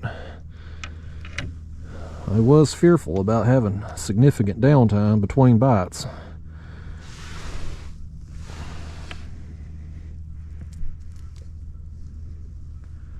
All right. There's the next one going down. Same deal, drop it down there and raise it up off bottom. My favorite way to fish. Get the most intense takedowns. Short line out. Just don't get better than that, folks.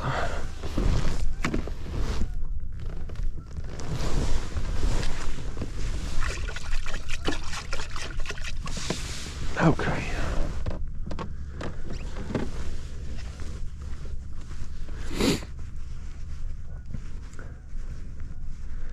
Tell you, since that sun's got up, I can feel the temperature getting warmer. I brought my hat. I got the toboggan on.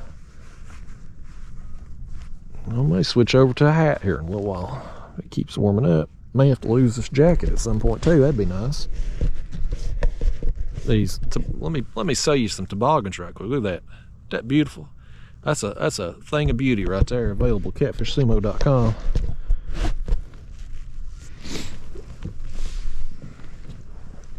I caught that trip I mentioned there that's in between this one and the last unedited video. I only caught them 2 fish, but that one fish I caught when I snagged, it was a piece of cut bait it ate that I hung in that brush pile or whatever I was hung in. The other fish I caught was on one of Daniel's jigs. I had him made me some jigs last year when I was getting on this live scope bite, and of course he goes to all that trouble and expense of making me these jigs, and now I ain't been able to consistently get on that bite again. But he made me some, and I caught another one on it under that balloon, that fancy balloon rig I'd made. I got another fish on it. It was small, but another bite on it nonetheless. I think when we get on into spring, like that, for instance, that Blue Cat had ate that crappie jig right there.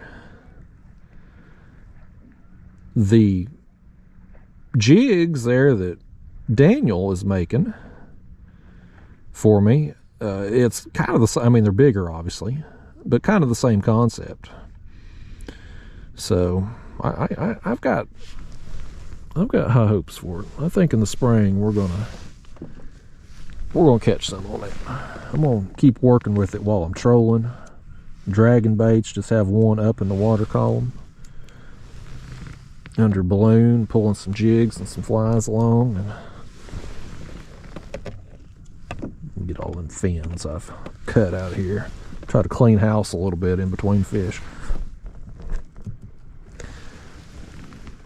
When you clicked on this video, did you think you was going to be watching me clean the kayak?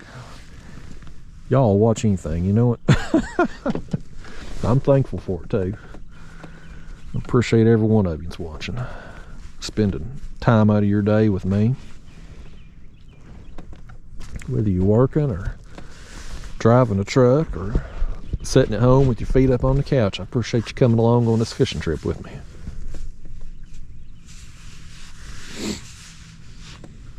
I complain about all the taxes and stuff, but I'm fortunate to be able to do this and be able to have an opportunity to make $1 to get taxed on. So I should emphasize my gratitude for that more than my complaints from where the taxes go and yada yada yada. But nevertheless,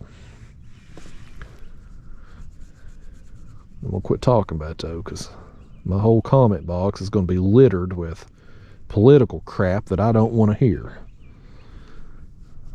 I hate political stuff.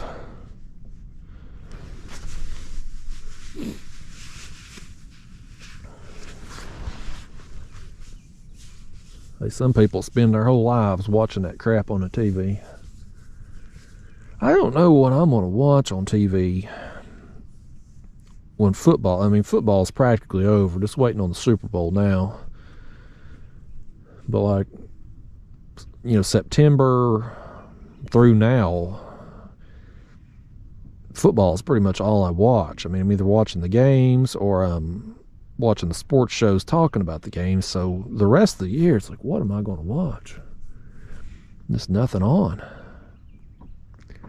I am going to make a little money on the Super Bowl, y'all. I've got 2 bets. One of them's going to pay off, and it's going to make me a winner either way. So I do a little gambling. It's legal in Tennessee, and I don't bet much. If I'm watching a game, I like to have a little money on it. A few dollars. Nothing ridiculous or anything. I'm not going bankrupt or anything over losing a bet, but I use DraftKings, and at the beginning of the season last year I was up. Last year I had made 2 big bets. Who'd I bet on? It was Minnesota and Philadelphia last year. I had bet on them to win their divisions, and they did, so I cashed out after last season and pulled that money out. So when this year's season started, I had to put more money in, and DraftKings was offering this, like, I forget what they call it, some kind of bonus, reload bonus or something. And so you put money in, and they gave you free bets basically. And I ended up, however much I think I put $100 in, and I got like 5 $10 bets.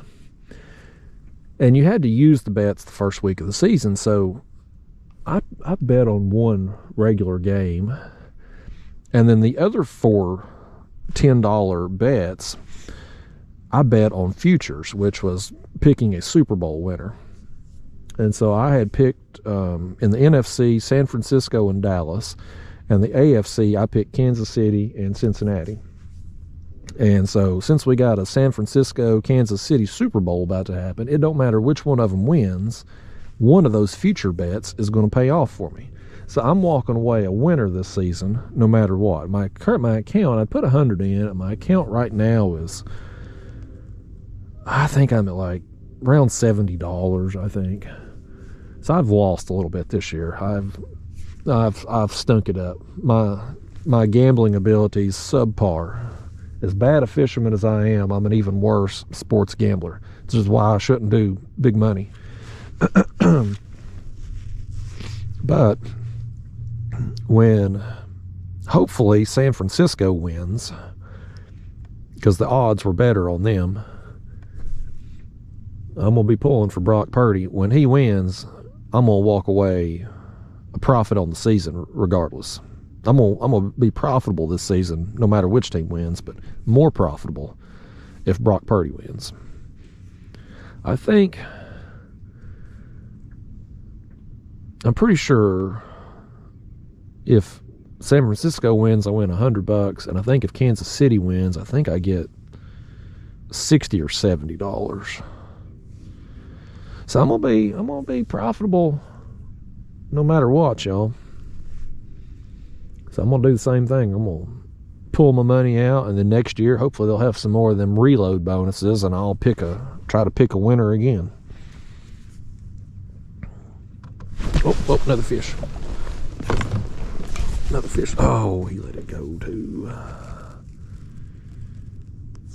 That one didn't feel very big. I think we had a little dinkety doodah messing with it.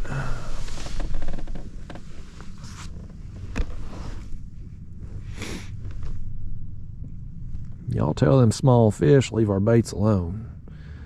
They either, oh, look right here. Our line, I didn't even pay attention. Our line is out here to the right. Has he got that thing? Oh, there he is on the screen. He had come up in the water column. That one had come up with it. I'm talking to y'all, and I just glance up, and my line had swam to the right. We can see him on the screen there. He's went back down. Look at him right there. That's him right there. Oh, no, that ain't. This one's him. There's another one down here at one of my other baits.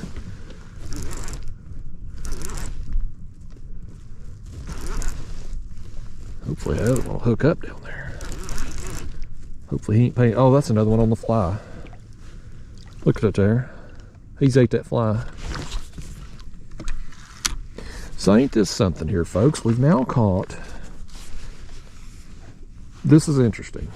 Maybe my baits are too big today, because we've now caught 2 fish on the fly, and we caught that other blue cat that had the crappie jig in its mouth. The bait size, they're feeding on smaller baits right now. That was another one that ate it in the mouth. Hold yourself out there, fish. He's got plenty to say, don't he? Get out of here. I'm gonna drop that bait back down too. Let's take a look at this head here. But yeah, those fish, that's 3 fish now that have either eat my fly or had another fly in the mouth. Let's drop it back down. It still looks okay. How long have we been doing this? For an hour and a half. Let's give it a little while and we'll switch out our baits. We'll cut some new ones up here shortly. We'll get another bait down here though, because we'd had that other fish there on the screen. I thought initially was that one, and then there was another one down there. So we'll take a look. We'll give that bait down there and let them fish have another one to look at. That's interesting though. That's real interesting. I mean, the 3 fish now going after small baits. That one just get hit again. I imagine that while I was looking at you. I guess I ought to keep this camera in the chest in case something happens. I don't know why I feel compelled to hold the camera out when I'm talking sometimes. At least we're getting some fish though. Again, I was worried. I was like, if the bite turns on at 10 o'clock or something, and I sat out here for 2 or 3 hours and don't get a bite waiting on it, that's gonna make for a hard time to get people to sit through that mess. Okay, he's after it again. I wonder if that one's ate a fly too. That one's acting funny. That one's acting like he ain't big enough to eat that head. I bet he's ate the fly. All these people that have told me they don't believe in the flies, they think I'm hooking them fish with the flies and then reeling them in after they've ate another bait just to sell a fly, like I give a crap. Can't hide it on these unedited. He did. He ate the fly. That's another one. 3 fish on the fly, and one had a crappie jig in the mouth.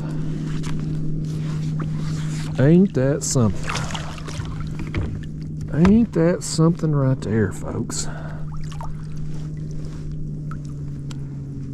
And that, listen, that right there, buddy, that's in the mouth. That's not an accidental catch. That's not a snag, not a foul hook. That's a solid eat is what that is.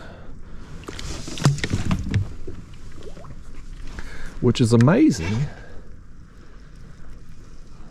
that fly, now the cut bait, it's putting off some scent, blood and oil around that fly. So undoubtedly the fish are drawn in by the scent. But once they're drawn in, that fly is just down there, man. And it's, we're 49 feet here, 50 feet. Water's a little stained today from all that rain we've had. Like the water clarity, the visibility down there has to be just minimal at those depths. I mean, there can't be that much light penetration. And factor in this the murkiness of the water, but by God, they can find them flies down there, man. I mean, I've caught fish on them flies 100 feet deep. So, like, they know, these fish know their environment. They know what's there, and what's food and what's not. Thankfully, they're not smart enough to figure out them flies ain't actually fish, but yeah, that's something, man.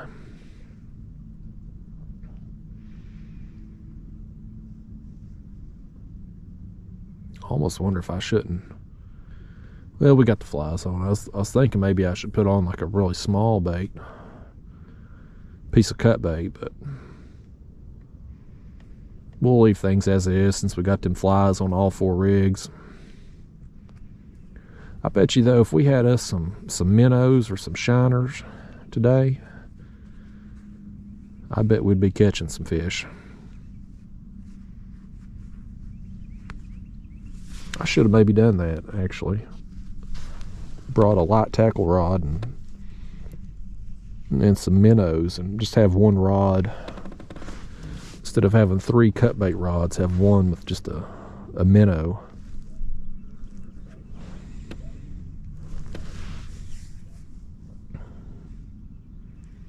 Yeah, those fish, they're keyed in on smaller baits right now. Very interesting. Makes sense though. I mean, the water temps the way they are, and I'm not seeing much bait on the screen right now, but first thing this morning, a lot of it was out here. I wonder if that all that bait we were seeing on the screen, and some of it's still there, but not like it was. I wonder, with the nighttime temperatures falling and getting colder, that's cooling off those shallows. I bet it pulls the bait out here. They stage up here at the creek mouth, and then as the sun gets up here later in the morning, they'll move back farther in the creek.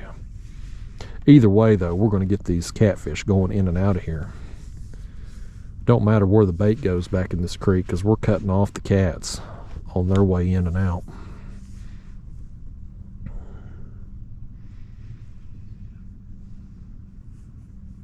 Tell you folks, it's a matter of time. You fish places like this, you can pick any one of these major feeder creeks on the Tennessee River. Find the old creek mouth, and you can go out 7 days a week, 365, and have a chance at catching fish. It's not a seasonal thing. It's a 7 day a week thing. Sometimes a year is better than others, and you'll find some creeks that are better than others. But if you just, I mean, if you're a casual fisherman out there, you took a different creek, say you fish 1 day a week, maybe you work a Monday through Friday and you fish on Saturdays or something. You take that 1 day a week and pick you a different creek. Over the course of the year, you've done fished 50 to 52 different creeks. You put in 6-8 hours, maybe in a boat, maybe you could put longer in if you got the time and your body will allow it. You will catch some fish. You may have some skunk days. You might. I get skunked doing it when I'm dragging baits, or if I'm drifting and covering ledges and stuff. I usually don't get skunked. I may not have great days. I may only catch 2 or 3 small fish or something. But to get completely skunked when you're covering water, drifting, trolling, whatever, that's hard. If you just cover enough water, you eventually run into some fish. But doing this right here, this style, you will get skunked because fish may just not move while you're there, or they may not come on that particular spot. I got a point on Fort Loudon that I have fished countless times because it just looks so dang good. I mean, you open up a map and this point looks perfect. I mean, it comes out, it's super sharp. It leads right into this creek. This creek always has a bunch of bait fish in it. I mean, always. I've caught crappie in there, bluegill. It's got a bunch of shad. The tip of this point's like 40 feet deep, which is that 40 to 60 foot depth is kind of, for the Tennessee River, the section of the Tennessee River I fish, 40 to 60 feet. I mean, that's ideal. So this point, I mean, it looks amazing. I fished it countless times. I can't catch anything there. I mean, nothing.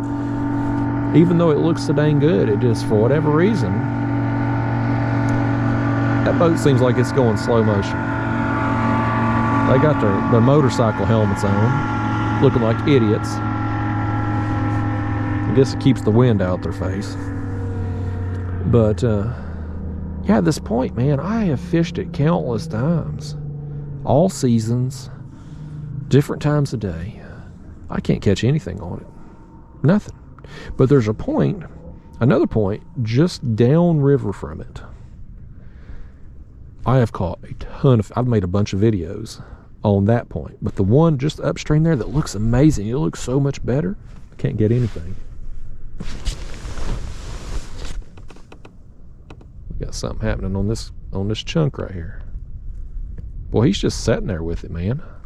He's just, let's pick up on that. This is an interesting bite right here. This could be another small fish. It could be, I think it is. It's a blue. I thought it might be a flathead there for a minute. I don't catch a lot of flatheads in this cold water, but it's not impossible. It is possible we could get that rare flathead. They still eat this time of year, it's just not as frequently.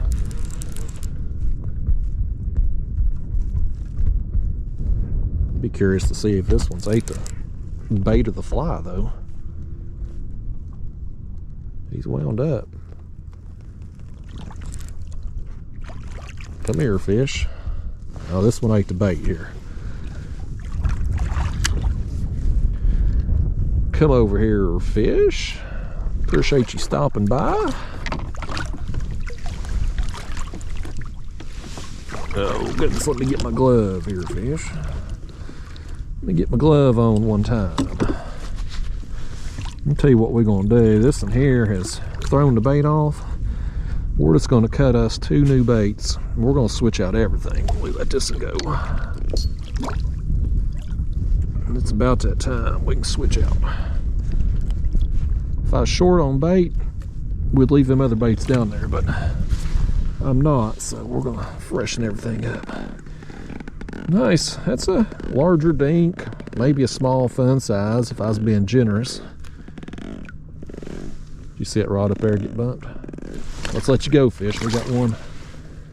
Look right here. Look right here. We got that rod. We got that head bait going down now. Here it goes. Oh boy, he's swimming with it too, ain't he? He's headed backwards.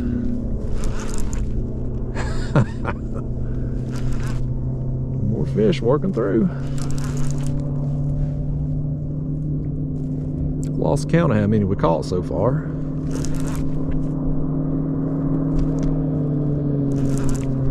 Bite seems to be picking up here as the sun has come up. We waited, what, 20-30 minutes on that first one? I don't think we've had that long a wait in between fish since then. I don't think, anyway.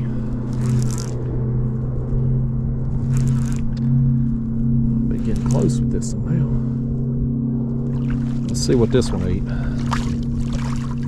I think this one's got yeah, he's got the bait too.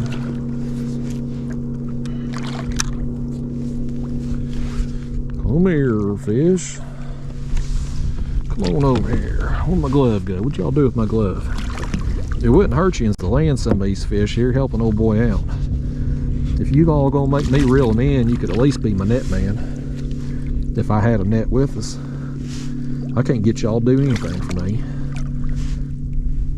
You all as bad as this fish. He won't open his mouth. Look at that. Yeah, open that mouth. Am I gonna have to just lift you in by the leader, fish?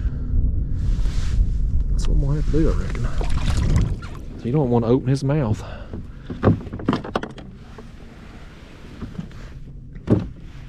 Lordy days, he is clamped down tighter than your grandma's change purse here. Open up, fish. Open that mouth. Lordy daisy. Let's see if we can take the hook out without opening his mouth, maybe. That fish here, he's just being ornery. He's just being plumb ornery. Ain't no cause for you to be this way to me, fish. Here I am trying to make you famous. The 12 people watching this video, they're gonna see how you've behaved. He don't care. This fish don't care at all. I ought to give him a little front camera time, but I ain't. Here, I will too. Even though he ain't in a good mood, I'm in a pretty good mood. Let's hold you up there. Show yourself off, fish. Small fun size, maybe. Large dink. He'll fill out though. You been down there eating them shad? You been eating some crappie jigs? This one here, he says he ain't falling for no crappie fisherman's jig. He's smarter than his friend. That's something though, pulling that crappie jig out, wasn't it? I'm gonna use that thing too. I got it saved over here. I'm gonna use it. I'm gonna catch me a fish on it.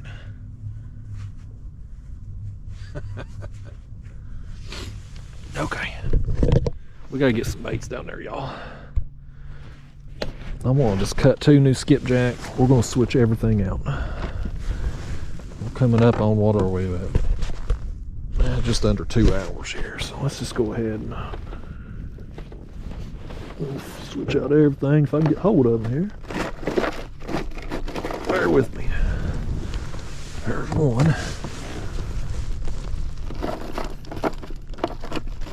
And there's 2. Whew. One things are cold. Down there by a cooler. My hands all wet and cold again. All right. Well, y'all, we're lacking the quality, but the quantity is getting there. on the cats. So I'm happy with how things are going. I don't know if y'all are, but I'm happy with it so far. I've had worse days, that's for sure. Let's cut these fins off. A lot of people don't cut them off. I do. Anything that could possibly interfere with us cooking that fish, I just don't want it on there. It may only cost you one fish a year, but it's one too many if it does.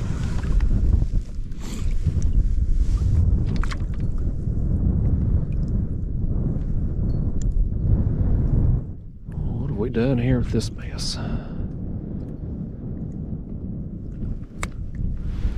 Okay, let's put a new head on this one.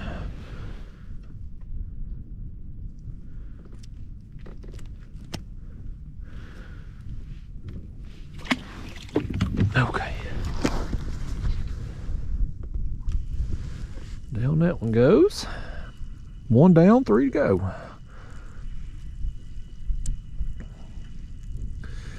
Yeah, I've lost track of what number of fish we've got so far, but I mean, it's been pretty good numbers here for the first couple hours. You know, the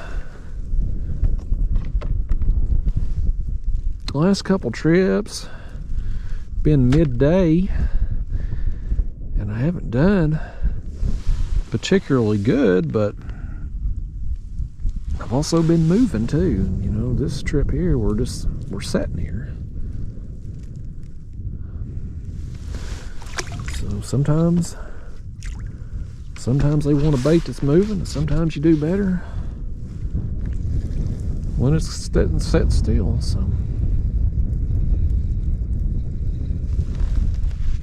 more than anything, it's about having your baits where the fish are. That's going to help you catch fish more than anything. You can't catch any fish if there ain't none there. Okay, let's reel this one in.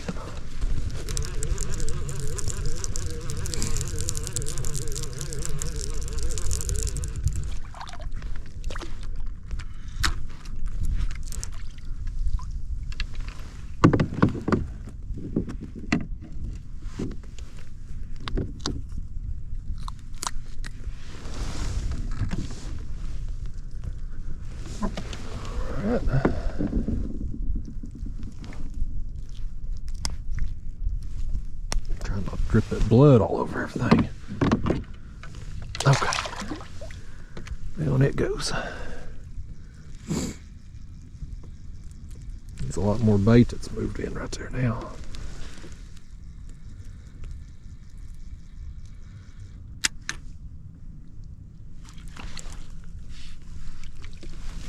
Okay, another one down.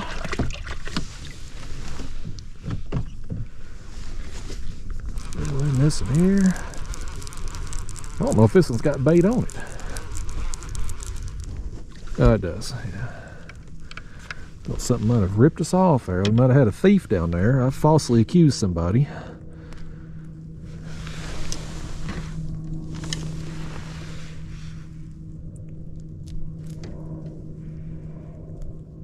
Scales off that hook point. That'll cost you. That will cost you some fish. You leave them scales on, guaranteed.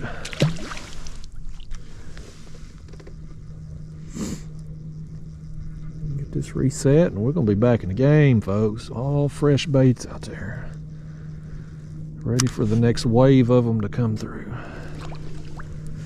It seems like today, you know, I've mentioned that fish sometimes just kind of, you set long periods of time and then you'll have a wave of them come through, but today it seems to be, it seems like we're getting fish coming through just periodically today. I'm gonna take this chunk that we just reeled up, I'm gonna cut it in small pieces. We're gonna chum the water here. No sense in just throwing it down there or letting it go to waste. Head baits I'll leave up here till I'm done fishing today. No sense throwing them down there. That's a meal if we throw them down, but them small pieces will be just chum going down through there. Throw these pieces of skipjack back here to cool and close it. Okay. Alright, let's dump that down there. Down them chunks go.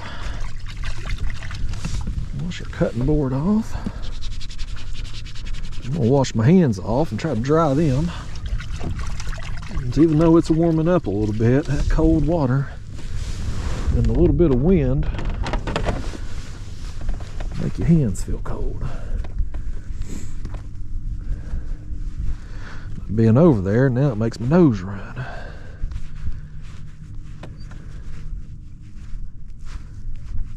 This is fun though. I mean, to me, this is my favorite way to fish. If I didn't have to do YouTube, this is probably the only way I fish. Truth be told. You know, I'm doing, when I gotta try to make videos,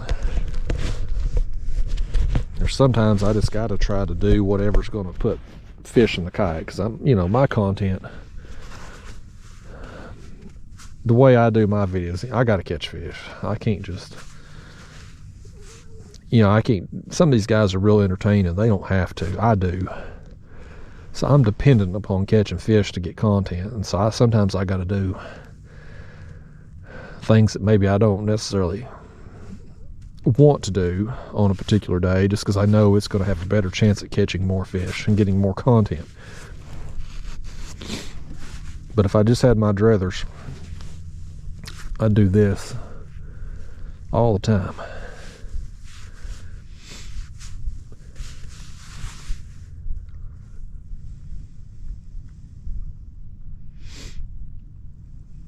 Got two boats up here. They just keep getting closer and closer to us. I think they might be crappie fishing, maybe. They keep coming on out.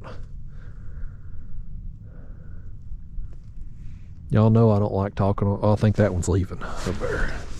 He's pulling his trolling motor up. I'll give you the play-by-play. Okay, he's setting down. I think he's about to crank his engine. Giving you the play-by-play. The play-by-play you didn't know you wanted. I'm like Bob Menery, just not as funny. Y'all know I don't like talking on camera in front of people though. I'll talk to y'all, but I don't want to talk to anybody else out here.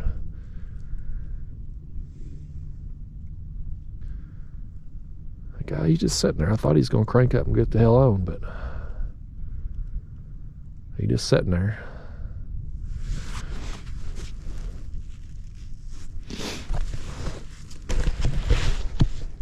Let me get y'all readjusted here on this chest. It seems to be, everybody seems to like the chest mount on these videos. We're going to stick with it. Get me a swig of water. Bear with me, y'all. I'm parched. I gotta stay hydrated out here. I don't want to be too hydrated, so I don't want to have to pee on video. You know, I gotta wait till I'm done filming today, do that, but I can't be wrecking no marriages or nothing. I pull my britches down. Some of you fellas, your wives sitting there watching this video with you, they're gonna look at you and realize they've been shortchanged if they see me with my britches down.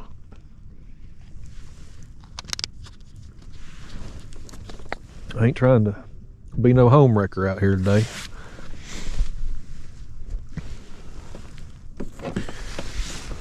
Another fin here. Let me get this. Do some more house cleaning here. Got blood. You got blood on the floor too there. Y'all need to mop this place for me when we're done today. Hell, you didn't bring no fishing poles. You didn't bring no bait. I can't get you now. I can't get you to pick up after yourselves. You like y'all just like every other friend I've ever had.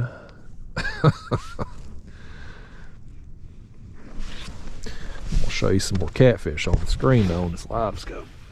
If we can get the camera up here now. See it just barely right there off the bottom, that's fish. That's probably a cat. Now, these up here I don't know what they are, but that one right there, that's what them cats look like, is they're just barely cruising along the bottom. Here's another one. That's another one right there that's moving. Well, I guarantee that's either a catfish or a carp, and that one just come up toward our baits right there. He's taking a look around. This 0 mark is where the kayak's sitting right here.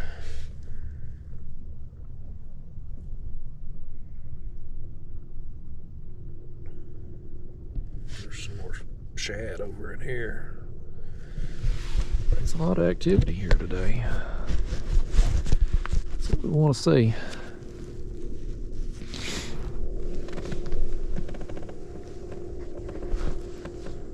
Put my hands in my pocket, y'all. I thought I might lose this toboggan today and put the hat on, but my hands got cold and switching out that bait. I don't know if it's going to happen or not.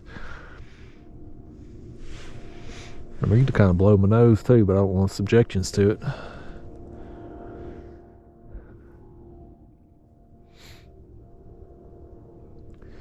Yeah, it won't be much longer, y'all. Spring will be here. Be planting me a garden this year. I made me a, I don't know if I've talked to y'all about this. I know I showed my channel members. So I do some extra video stuff for them, just around the house, life stuff, you know.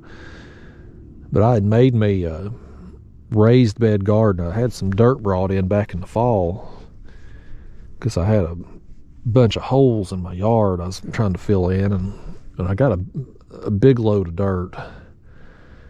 7 yards of dirt is a lot of dirt, in case any of y'all were wondering. It was way more than I needed or expected. So I built me a raised bed garden.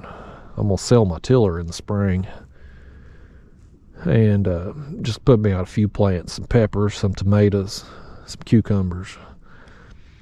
I'm going to plant some sunflowers every year in my garden. Back when I was doing a normal garden, I was putting out sunflowers, and I always enjoyed them. But I don't think I want to take up space in my raised bed garden for the sunflowers. I think I'm going to do something different with them, put them somewhere else. I'm kind of looking forward to it. My trashy neighbors ruined my gardening experience. I used to put out a bigger garden, and then my trashy neighbors moved in, and I hated going to that side of the house. And I put the fence up, and it still ruined it for me, but I'm getting back into it this year. I noticed yesterday, I was out there yesterday evening putting that bicycle together.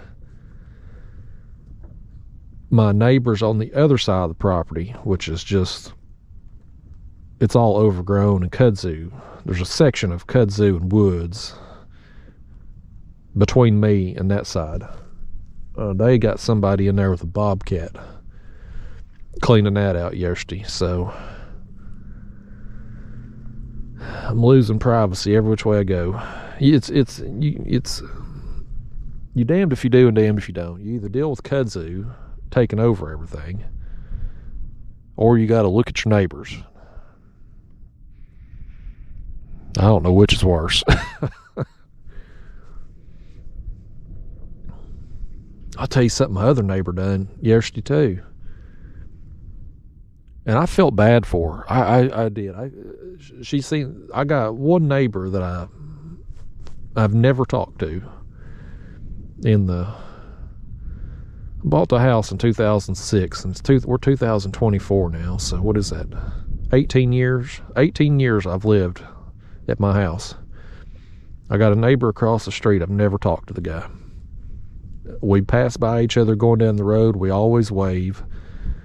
I always respect him because he keeps his yard looking good. I think there's a mutual respect between me and him. But we've never actually spoken in all these years.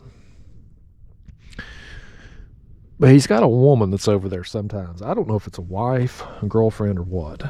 But I see her vehicle sometimes, and I see her out there sometimes.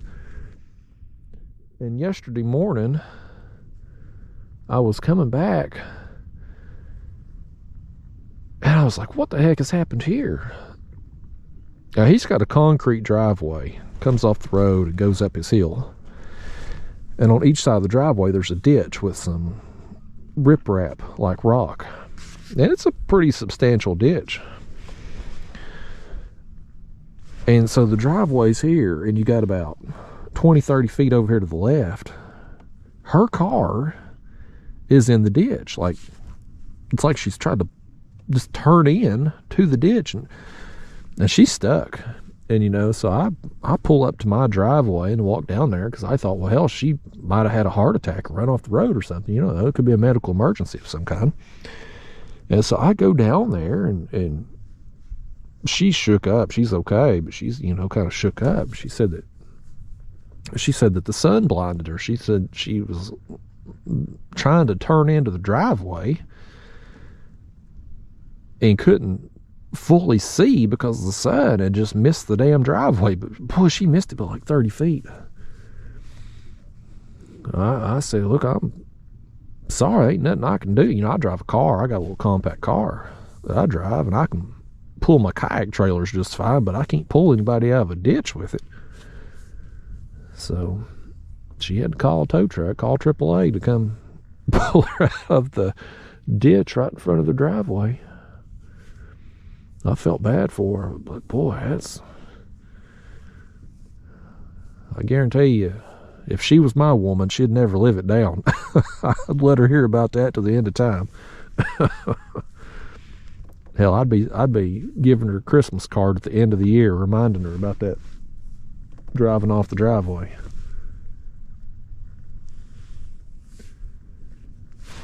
Lord almighty, we got another boat over here now. We're surrounded. Oh, here's a fish too. We got a fish over right here. Surrounded by boats out here, and we're catching the fish. I ain't seen them reeling any. I jinxed it because we ain't reeling in this one. He come off. I think he was a small. Look at this. Look at this mess. My fly caught the dang gut pocket. My fly caught the gut pocket of the bait.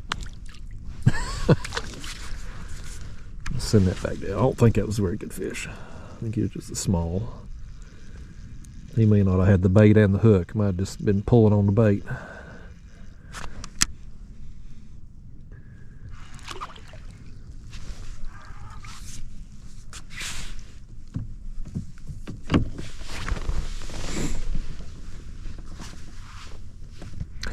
Yeah, if you want to do some people watching, just come to my neighborhood. There's all the time something happening. I reckon my other neighbor must have got rid of his girlfriend because the cops ain't been there in a while. There for a while, the cops was there. I mean, they were a weekly appearance. But I reckon they've parted ways because that little obnoxious kid that used to be down there, I ain't seen him in a long time either, so I guess he sent her packing.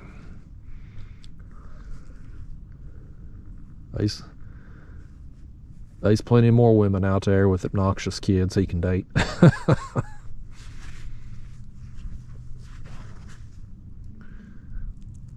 don't know what to think about them neighbors beside me. It's got the bobcat in there. I mean,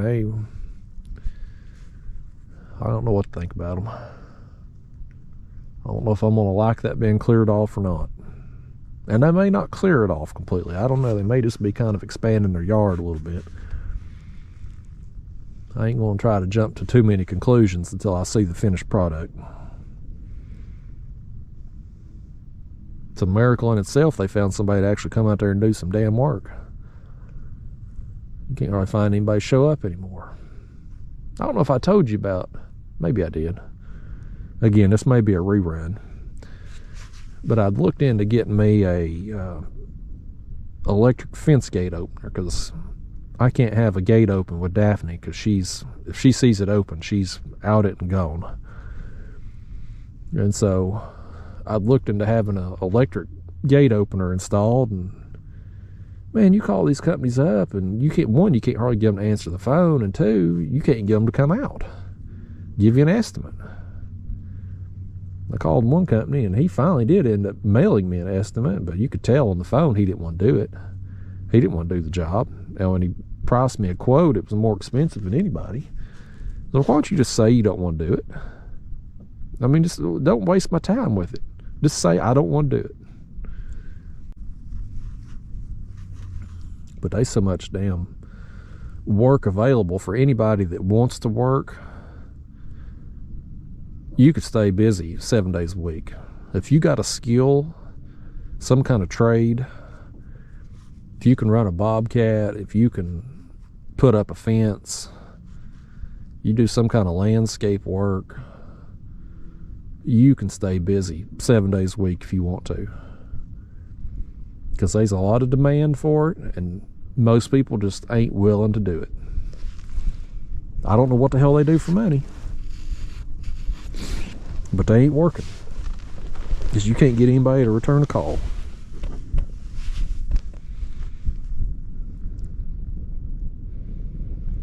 Surveyors are another one that they can name their price right now. A few months ago there in the fall, I was working on expanding my fence fully around my property, and I couldn't find my property markers. And I thought, well, I'd already had a survey done years ago. I'll just have them come back out and remark it, right? Simple enough request. They'd already done it once before. They got the plat and all that. I don't need a drawing. They've already done that. I just need some flags put up and show me the pins. And when I'd got that survey done, and if memory serves me, I'm drawing a blank. I can't remember when I had it done. 2012, maybe? I don't know. I knew. I looked it up, but now I don't know. I done forgot again, but 10 years ago or so, a little over 10 years. I had that survey done. It was $600 and some odd. And I thought, since they ain't got to do all that stuff again, just mark the boundary, probably $300 maybe? Worth it. I'd do it. It took forever to get that company to call me back. Couldn't get any survey company hardly call me back. They're all so backed up and busy. You can't. The real estate market in Tennessee is just booming. You can't get anybody to do anything. But when the original company that had done it for $600 years ago, when they finally did get back with me, I'm wanting to say, I got several quotes on the people that I finally did get through to. I think that one was $2,600, I think. Or maybe that one was over $3,000.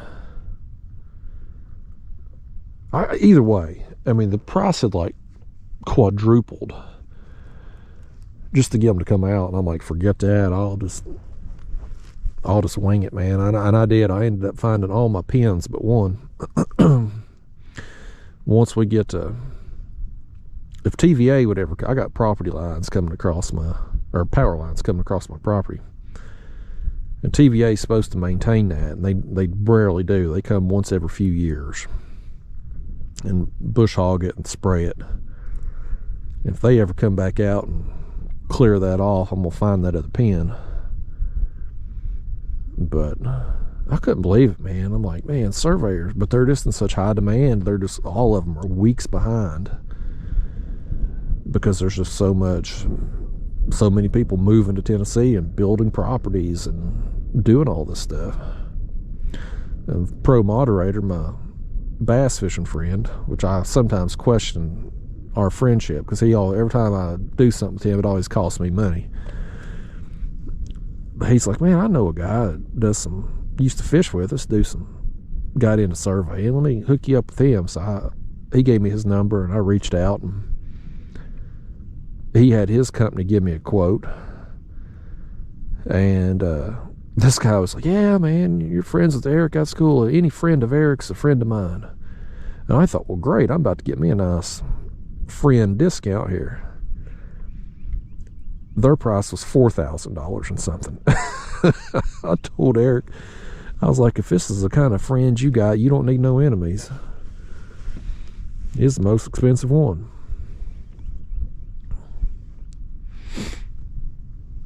I ain't seen old Pro Moderator much lately.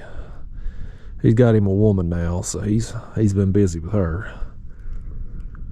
I think she's got like 3 kids, so he's got ball games and recitals to go to. I mean, he's full on stepdad at this point. He ain't got no time for us. Ooh, look at this right here. Look at this. Oh, it's in and out. Let me see if I can turn that. There he goes. He was going back that way. I lost him on the screen. There's another one right there. I don't think that's the same one though. The other one was a little bit bigger, but he was high up. I don't know what that was. It looked like a longer fish. I wonder if that might have been like a paddlefish or something, maybe. Maybe a gar too. It had like a longer profile to it.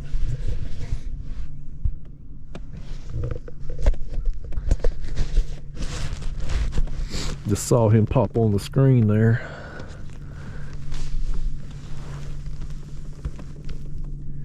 Alright, them other bass fishermen that was on that point over there, they're gone. We'll just get rid of them other 2 up there. I feel like I can talk normal again. Y'all that are watching, y'all are choosing to be subjected to my stories, but these are people up here, I don't know if they want to listen to it, and I don't know that I want them listening to me, even if they did. The wind is blowing this way, out of this creek, so hopefully my voice is carrying behind me, not toward them.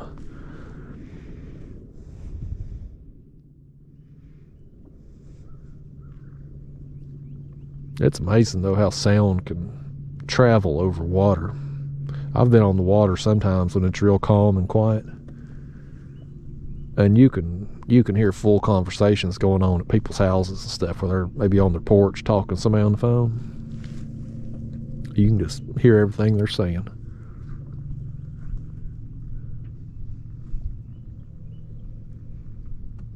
Oh, we got something happening here. Good timing, fish. Good timing, fish. I was hoping to catch another one right now, and here he is. This fish just read my mind.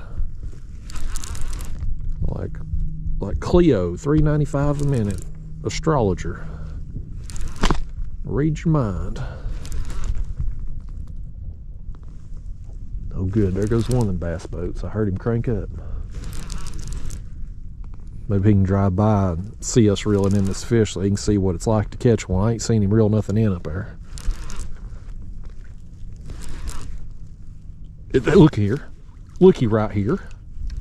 It's another one on the fly. Come here, fish. You all wrapped up here. Show these people what you've done.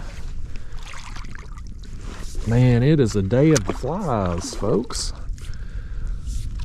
Call these fish Lord of the Flies. It's another one in the mouth.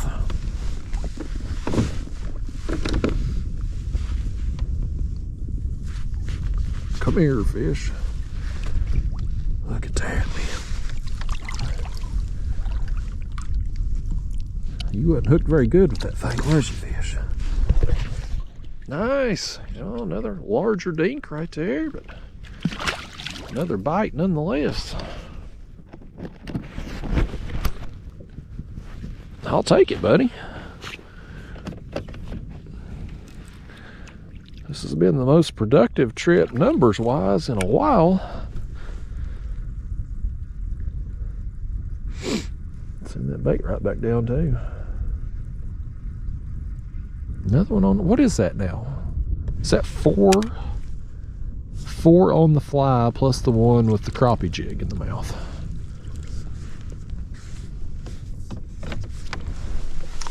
That's saying something, folks. I think the smaller bait,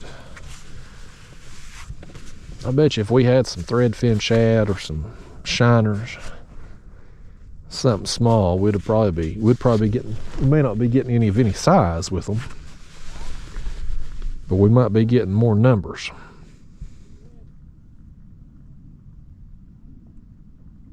Them fellas over there in them boats talking, I can hear every word they're saying. They've been hearing me the whole time.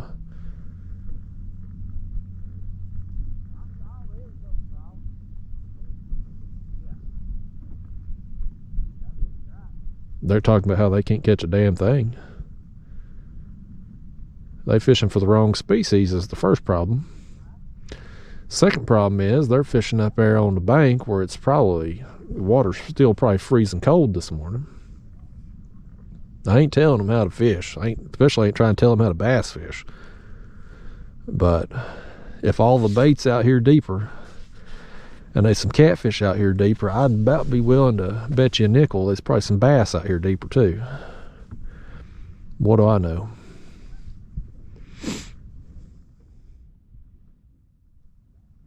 Here's another one of them fish on the screen, one of them longer ones. Well, I can't show you that fish because I got a reel one in here on this head bait. Well, he's pulling too. Come up, fish. All right. Let's reel in another one, folks. Won't you all reel one in? Just come through that screen, teleport through your smell-o-vision there, and grab one of these rods when it goes down. I'll let you reel one in. I ain't stingy. Just let me catch the big ones.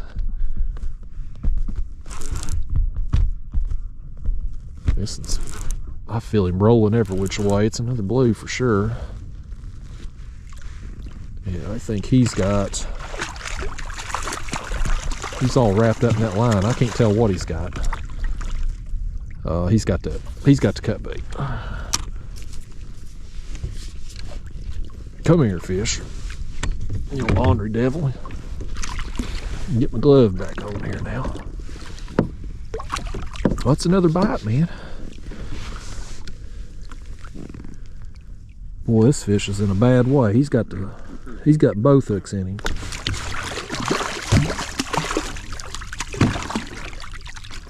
Okay, the cut bait hook come out. We ain't bringing this one in, y'all. We're just gonna give him a quick release right here. He got that stinger right in the top of the eyeball. There you go, fish.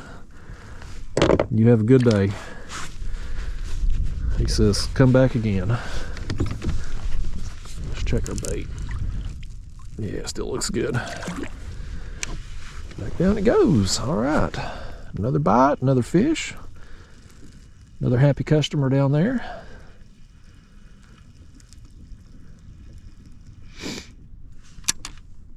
Definitely more fish than I thought we would get today. I thought I'll come out here and fish 3-4 hours. I thought I might get maybe 5-6 fish total.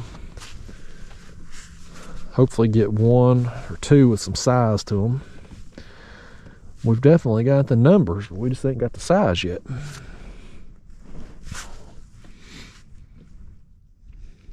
It's coming though, it's a matter of time. Can't guarantee getting a big one, but we're set up to intercept them, that's for sure. That's all we can do. We can, like that deer hunter in the woods, man, you can put your tree stand right in that clearing, but you need Bambi to walk through. That's what we need. We need that big trophy cat to come swimming through.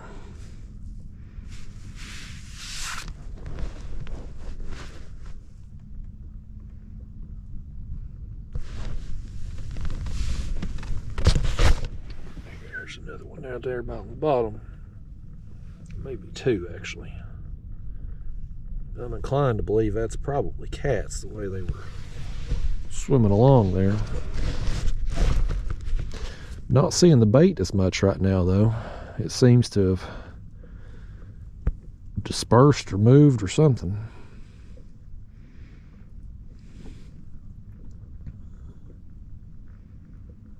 I think that fish got some water on my glasses there. He got my splashed my winders there.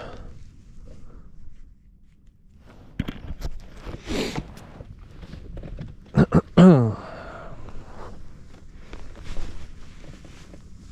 don't remember what I was talking about now.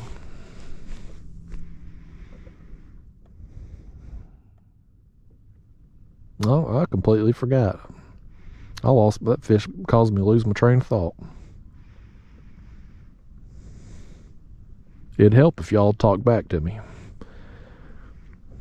instead of leaving it to me to carry the conversation here. Ain't quite time to do the live streams. Yeah, I can talk to people in live streams, but they just don't do any good in the winter months for me. They just never anybody in the chat box hardly. These videos, even though some of them have done poorly, they do better than the live streams. This time of year, anyway. I'll get those going again probably in the spring. The other thing, too, with the live stream, fishing like I'm doing today is okay for a live stream as long as you got cell service. But you're in one place, so if you got service, you're good. But like the last unedited video where I was trolling, that video 4 hours long. You're going half a mile an hour, give or take, trolling speed. Well, you've covered 4 hours. You've covered 2 miles. And it's almost a given. You cover 2 miles out here, you're going to run in and out of cell phone range. You're going to buffer if you're trying to do a live stream. I tried to live stream some ultralight videos one time, and it was a disaster. I kept buffering because I was losing signal as I would move along, which that was a challenge in itself anyway, because of with catfishing, I can fish how I would normally fish and be able to monitor the chat box and interact with people. But with ultralight fishing, when I'm casting and throwing that jig, it's hard to be able to fish effectively and read the chat box. The chat box takes away from me making casts, and me making casts takes away from reading comments in the chat box. So I found it very difficult to do, on top of the buffering just from losing service. So I didn't feel like it was a very good experience, either fishing wise for people wanting to watch a fishing video, or from just a live stream perspective of people wanting to chat with me while I was fishing. So won't be doing any more of those.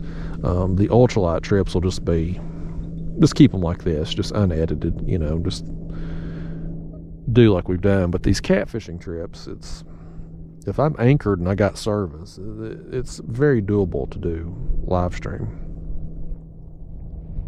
Or if I travel somewhere that has better cell phone reception than what we have here. I think a lot of our problem here is just the lay of the land, getting down in some of these hilly areas, especially if you go down toward, like when I fish down there on Nickajack and Chattanooga. Man, you're down in the canyon. Cell phone service is it's tough. But I'll do some more live streams this year. I really want to kind of test this out, this unedited catfish video, to see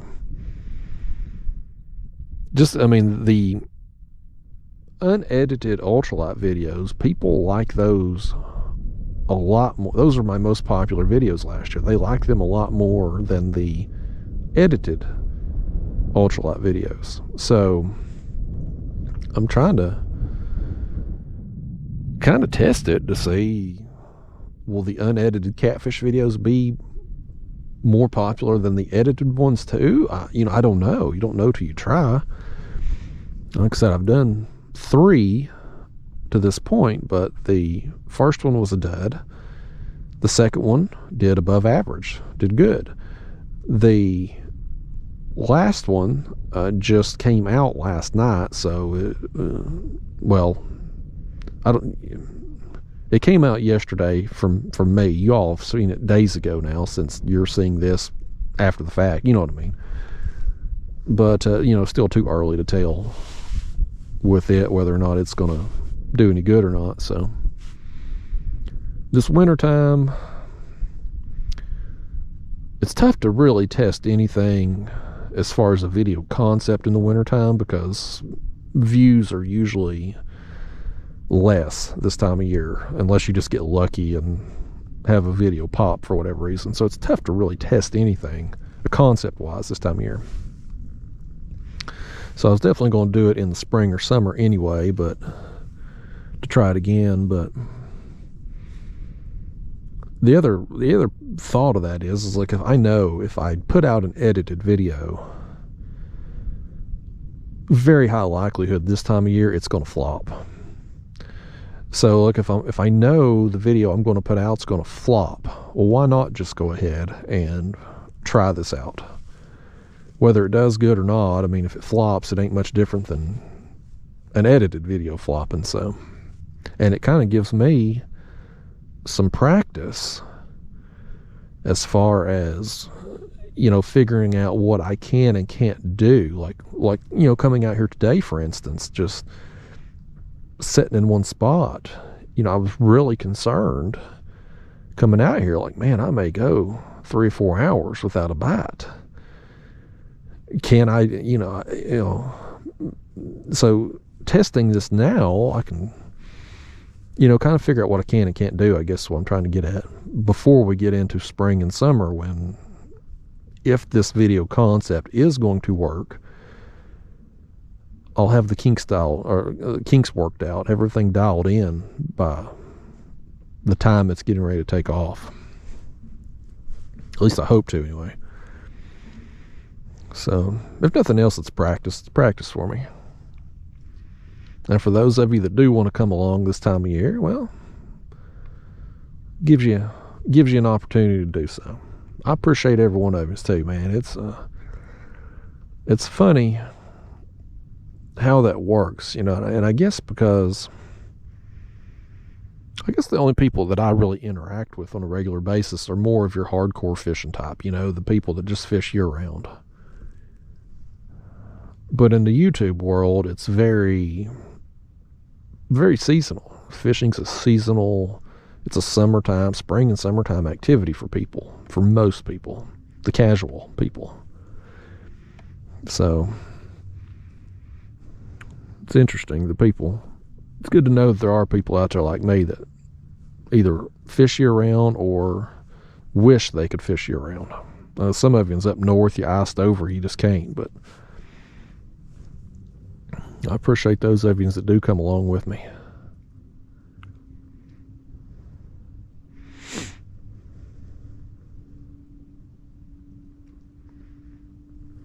I wish some of these bass fishermen out here, though, wouldn't come along with me. Yeah, this is always interesting to me when I'm fishing like I am today, and I'm sitting on the same spot for hours. You oftentimes see these bass fishermen come in, like, you know, you'll be sitting there and you'll see a bass fisherman pull up and they'll fish that bank over there, for instance. And most of them, they fish it quick, you know, they'll blow in there, they'll make 5 or 6 casts, and then they're gone on to the next spot, 70 miles an hour. And a few minutes later, here'll come another one.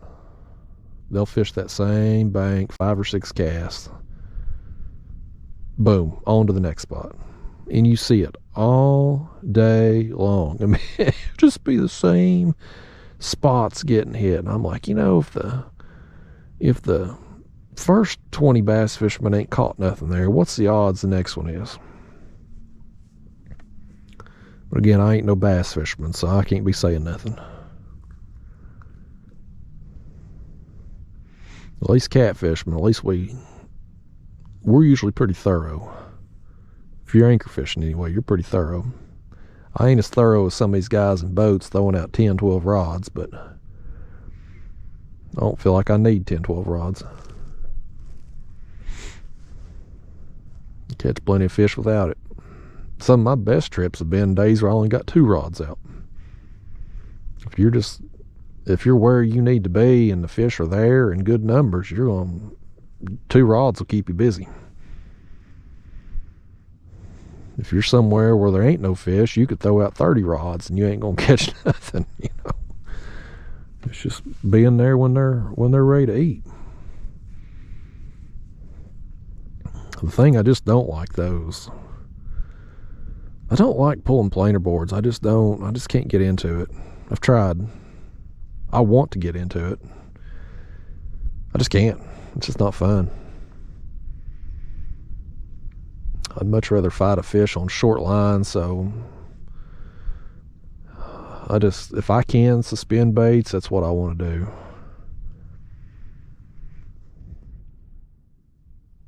I don't mind trolling, you know, dragging or trolling with suspended baits. But if I'm dragging, you know, I don't put out a lot of line behind me if I can help it, if the water's not real rough. And I want to fight the fish as much as possible. These catfish fight hard, but they don't fight long. They're not sharks. You know, you fight a shark, that shark will fight you for hours. I mean, there's no quit. They just keep going and going and going. I mean, literally, there's sharks I've caught down there in Florida. I mean, 2-hour battles. I mean, that's just, when you hook into one, you just better pack your lunch, because, I mean, you're going to be fighting them for a while. But these even you can catch a big catfish, they're going to fight you hard.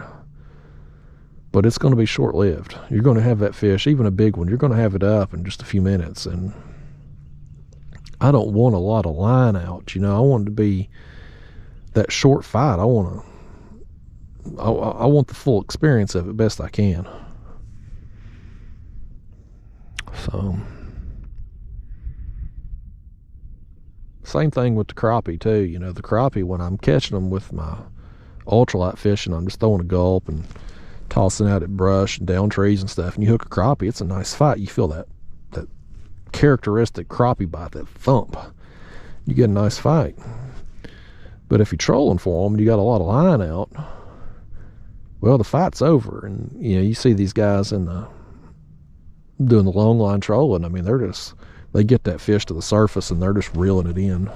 It's just flopping along the top of the water. It's just not as much fun to me.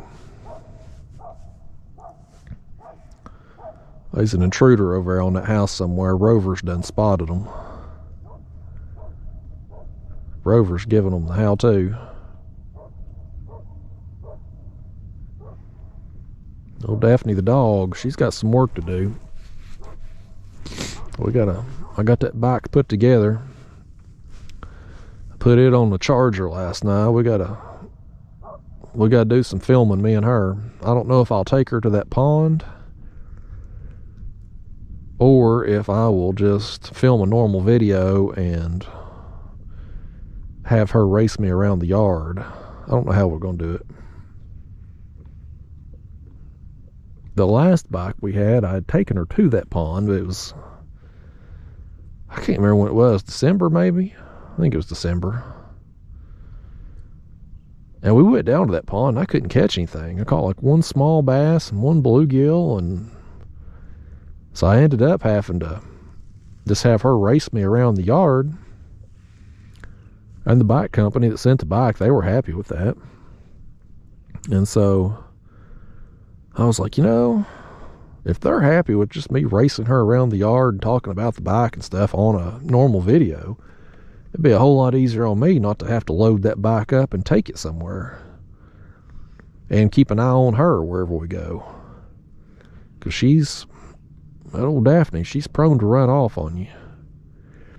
I took her with me get skipjack the other day, and she had made her way to the front seat of the car, which I don't normally allow. She normally has to ride in the back, but she had got up front, and so she was being good. I let her set up there, and I got where I was going to go catch some skipjack off the bank, and I opened up the door, my door, to get out, and she jumped out right behind me. And I like to never got hold of her, get the leash on, because she knew she was in trouble. Like, she's smart enough to know she's doing wrong. And she just won't. We've got behavioral issues, is what I'm saying. She's very stubborn.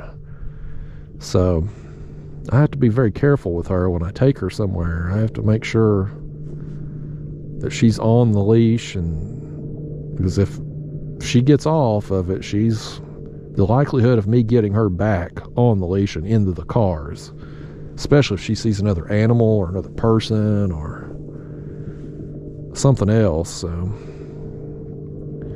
that's my fear with her, is her just being so energetic. I mean, she's a small dog. She only weighs 50 pounds.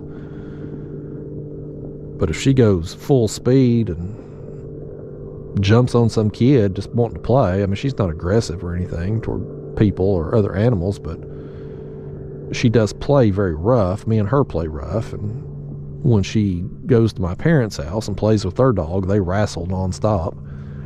So my fear is she knocks over some kid and I get sued, or she chases somebody else on a bicycle and knocks them off of it and I get sued, or she just runs off and I can't get her back.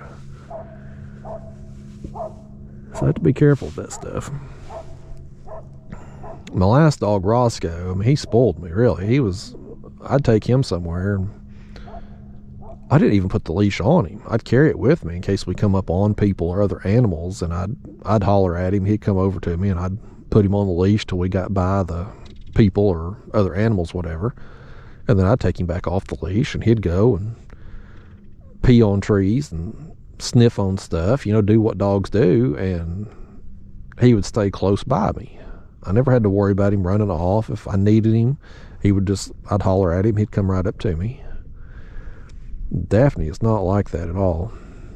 She does her own thing. She's a sweet, loving dog when she wants to be. But when she gets it in her mind, she wants to do something else that you ain't necessarily wanting her to do. Well, you out of luck, because she gonna do what she wants to do come hell or high water. I'm hoping she grows out of that as she gets a little older, but I think it's just her personality. I think it's just going to be who she is.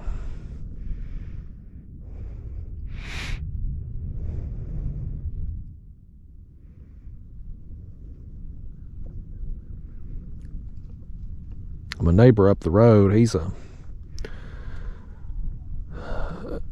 Daphne has forced him and I to become friends because she kept running to his house all the time every time she'd get out. And he would get her on his porch so I could get hold of her and get the leash on her and be able to take her home. So he's helped me a lot with her as far as getting her to walk on a leash. He's done some dog training stuff, and him and I back in the summer when it was warm, we would go walking around the neighborhood, and he'd have one of his dogs on a leash, and we'd have Daphne out there on the leash and try to get her used to not only walking on the leash, but walking with other animals and how to behave around other animals and stuff. And she would do pretty good after the first few minutes. When she first sees somebody or new animal, she wants to jump all over them and play. And then once they get acclimated, then we're good.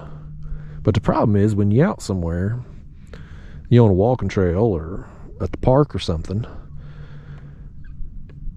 you have to get acclimated with a bunch of animals, and so it's just constant stimulation for her. I ain't no dog trainer, folks. I just want a dog that behaves. Like I said, Roscoe spoiled me. He was just the perfect dog right out the womb. I never had to do anything with him. He was just well behaved and just the perfect dog. And I got Daphne and just assumed she would be the same way, and you know what they say when you assume.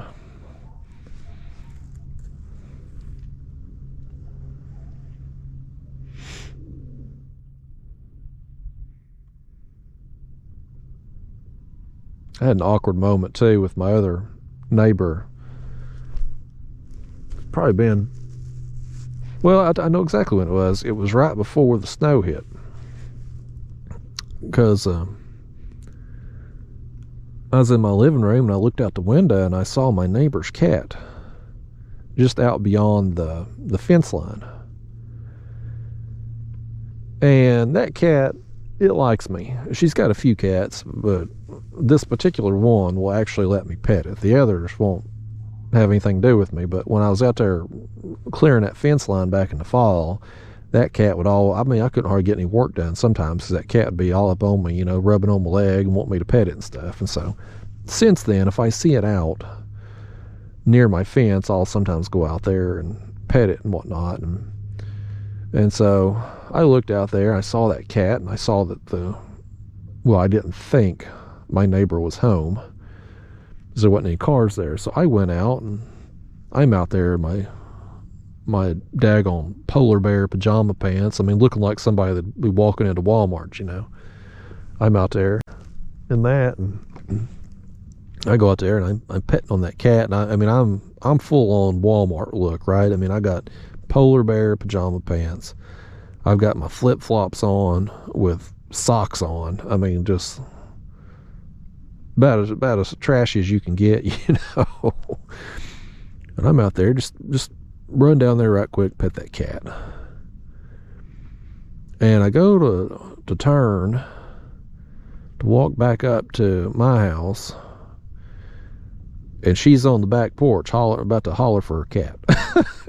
Get it to come inside. It's like, dadgummit, I didn't even know she's home.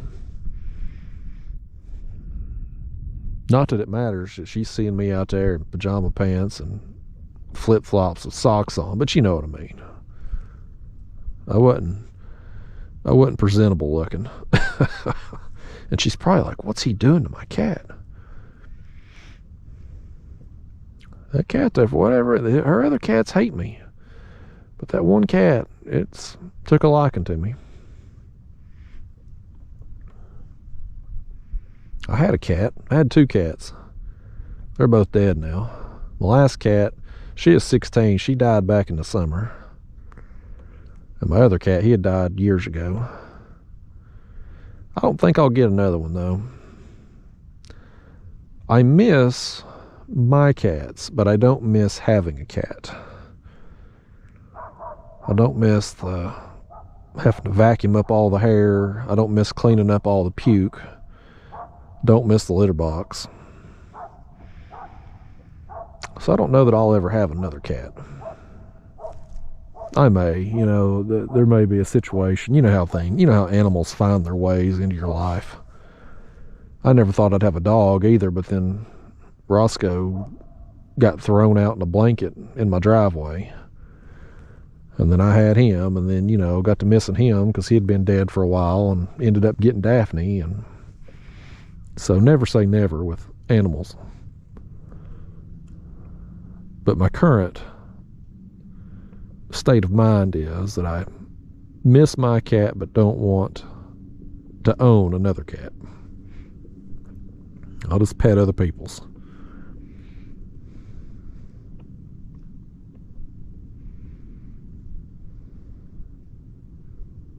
I don't know if I ever told you all the story of the possum that I had befriended. This may be another rerun, but years ago I was working night shift, and sometimes I'd work like mid shifts too, like 3 to 3 p.m. to 3 a.m. And I'd get home middle of the night, and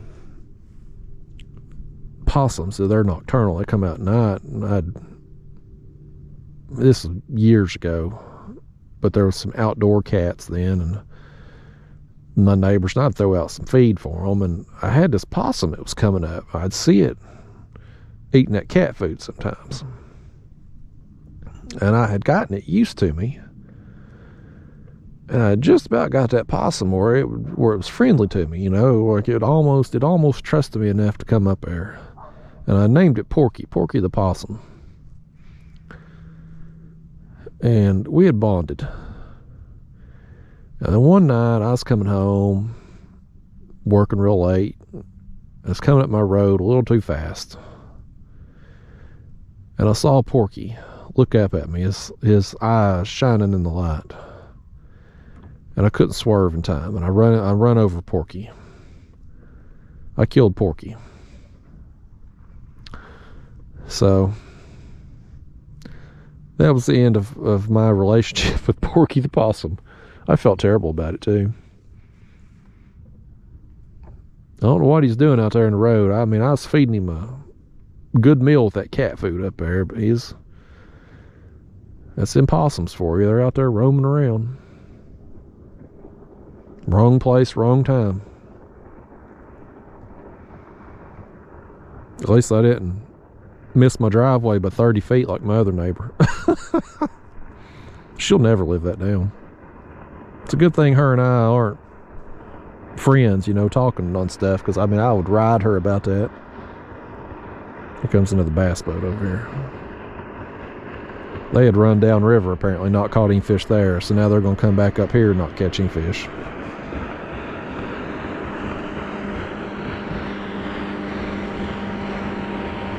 They ain't got no helmets on like them other fellas.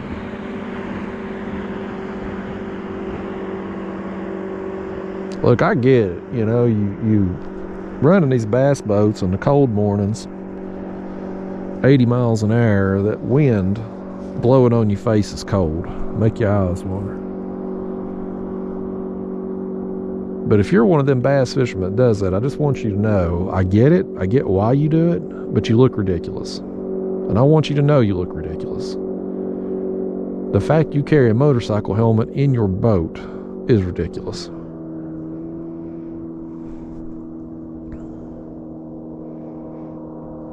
And I don't feel bad about saying either, because them same guys will be like, why you got a trolling motor on your kayak? Why are you fishing in a kayak? They talk crap too, so they deserve it. I feel like we've had a long break between fish now. I feel like I've just been sitting here talking your ear off and we ain't been reeling nothing in. Where's my phone at? Let's see what time it's getting to be. It's 10:32.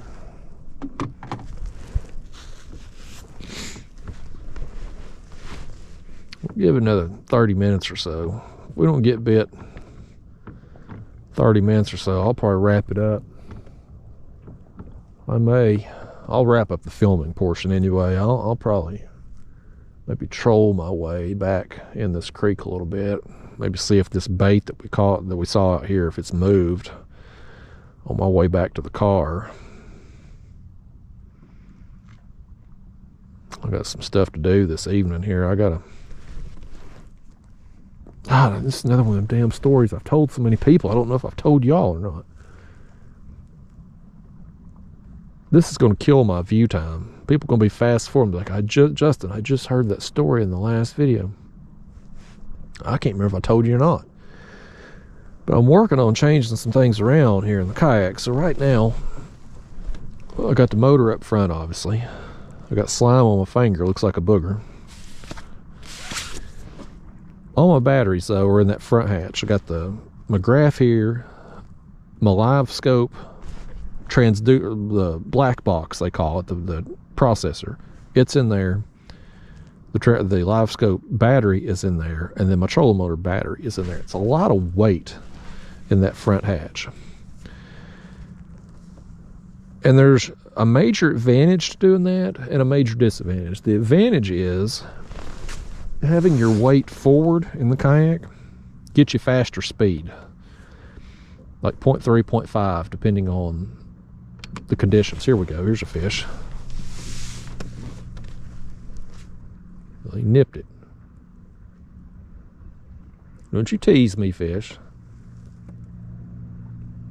I expect it from the ladies of the night at the mouses here, but not from you, fish. You can treat me better than that now.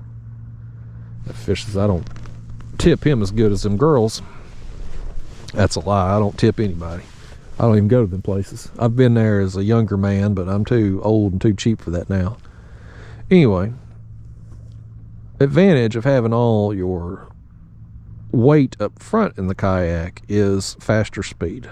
Disadvantage is you get in choppy water, you get more water over the bow, and this kayak is prone to getting water over the bow anyway, but just because of the weight of the motor itself. So you end up getting a lot of water in the hatch, which creates stability issues. And so what I'm going to do, or try to do, I think, I've bought a box for it, is I'm going to try to move everything out of that hatch and put it behind my seat. And make me like a battery box basically back there, but have everything in it. Have my trolling motor battery, live scope battery, my live scope, a black box, everything in there, because I want everything kind of in one place. That when you're traveling and you got to stay at a hotel and you got to take your batteries in, it's just easier if everything's in one box. And so I need to work on it. I hate doing these kind of projects, and I put it off, but I need to get this stuff done before the tournaments start back up next month. And we're into February now. The tournaments start back up in March, so I'll be traveling with this kayak. And so I need to get me everything rigged up and ready and get my system down for it. And so I bought a box. When I went up to Ohio at the Hoover Fishing Seminar, they had a bunch of raffle prizes up there, and I didn't do none of the raffle stuff. I didn't feel like it would look good if I won a raffle prize. You know, I thought that'd be a bad look, so I didn't enter no raffles or anything. But they had, part of the prizes was these Plano storage lockers, I think they're called, sportsman locker, sportsman box, something like that. And I looked at that box, I'm like, that's a pretty good size for what I need.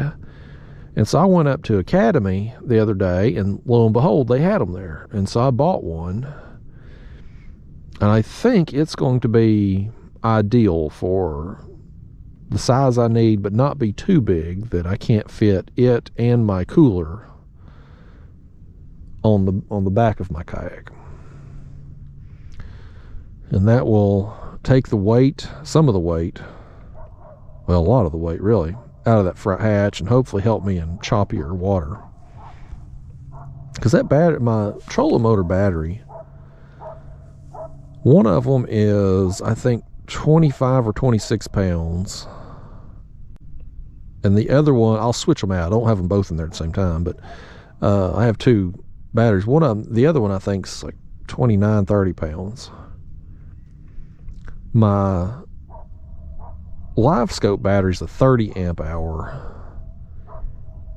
I don't know the weight. It's probably like 5 to 7 pounds, let's say. And then the live scope black box, it's a metal contraption. I mean, it's got a little weight to it too. It weighs a few pounds. So, I mean, all in all, when you factor in the trolling motor battery, live scope battery, the black box, all the wiring, because you got to have 37 feet of wire for these daggone graphs, you're probably looking at about 40 pounds, 35 to 40 pounds extra in that front hatch, on top of the motor weight up there, which is 35, 40 pounds in itself. So that's a lot of weight in that front hatch. And stability wise, you feel it a little bit, but this is a stable kayak, and I'm not big on stability. Is not the most important thing to me anyway. As long as I can keep myself upright while I'm landing big fish, that's all I care about. So here's a fish after this. Take it, fish, take it. He's gonna take it all right. He's going down with it, buddy. He's going down with it. Okay. It's been a long time coming, fish. Get on up here. I'm gonna interrogate this fish too. I'm gonna ask him where they been, why they doing me like this. We was getting pretty consistent bites this morning, and then they just disappeared on us. He better tell me too. I think this may be the biggest one of the morning right here. He had lassoed himself around. Now he's gonna take off. He had wrapped himself up in that line, was barely fighting most of the way up. Now he's going to take off on us. It's a fun sizer here. Oh, Lord. Well, he just splashed me in the face. Did he get y'all? This fish is rude. We're going to play him out here a second till he's ready to act like somebody. The old fish, that's cold water to hit my face now. If I wasn't awake before, I'm awake now. Lordy days. I bet he got water all over that camera lens, I bet. If I got to get splashed in the face, by gosh, y'all ought to have to get splashed in the face too. That's the way it ought to be. It ain't fair one of us gets it and the other don't.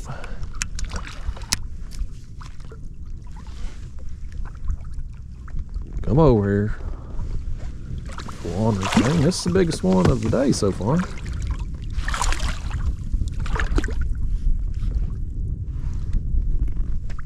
Alright. Open up. Okay, he actually did. You see that? I told him to open up. He opened up his mouth. How often does that happen that they actually do what you want them to do?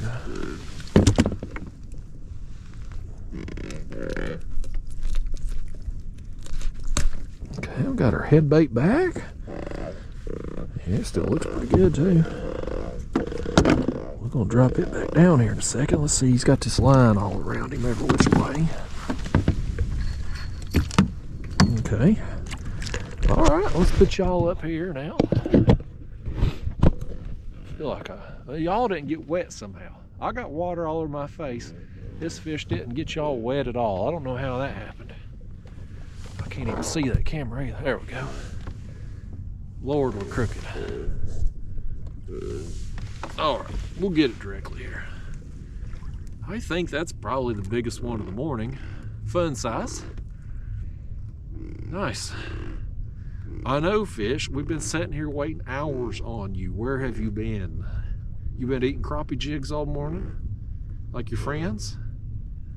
That's what he's been doing. He's got a hankering for the gulp and the Mr. Twister plastics. All right. You got one whisker that's longer than the other one. You know that fish? It's like he's missing look at that one whisker on top of his head there. It's longer than the other one by like an inch or more. All right, you ready to go home? He said he's ready to go home. Get out of here. There he goes. All right, y'all, another bite, man. Dry my hands off there.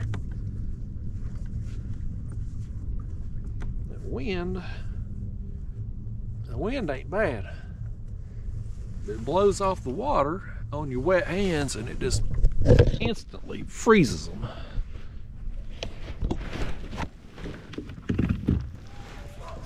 Let's put this bait back down. Still hooked good. Yep, looks good. Back down it goes.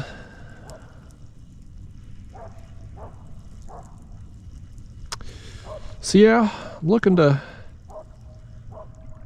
sacrifice some speed to move everything out of that hatch.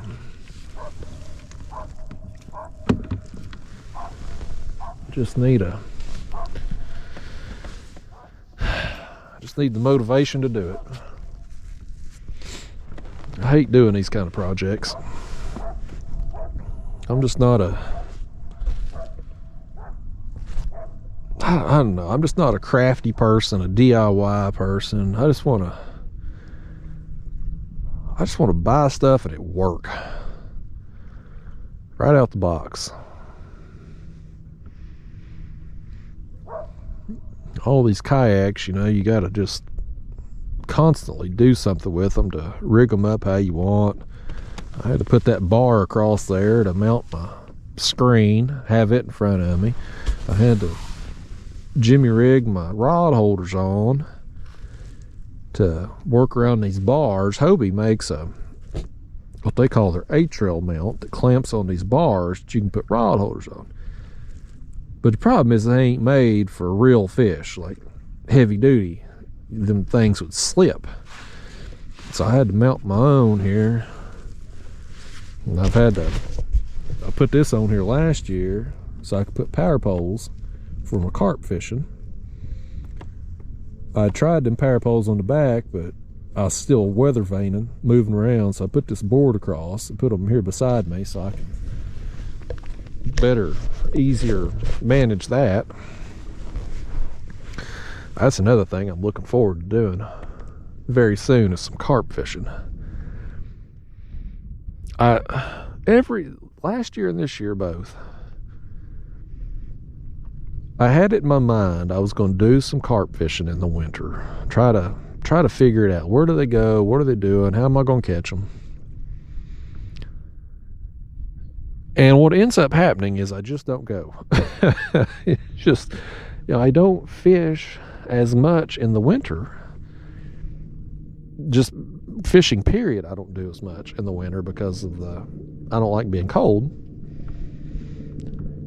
And then I'm not as good a catfisherman in the winter. Like I have more days where I struggle in the cold months than the rest of the year. So what happens is, because I'm fishing less and because I'm oftentimes not doing as good when I go, I get behind on making content. And so it doesn't offer me the opportunities to be able to go out and spend the time necessary to learn where carp are going to be this time of year and what I need to do to catch them.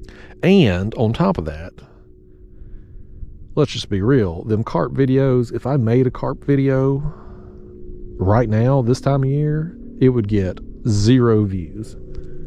I mean, I can't, even in the summer months when my channel's booming, I can't hardly get people to watch carp videos. So this time of year, it would just be, from a filming perspective, from a personal enjoyment perspective, I would love to do it. But from a filming perspective, just be a total waste of time.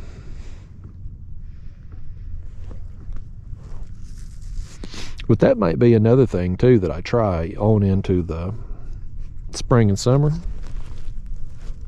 is, well, especially when we get around the carp spawn, because that's just amazing. I mean, the bite during the carp spawn is amazing.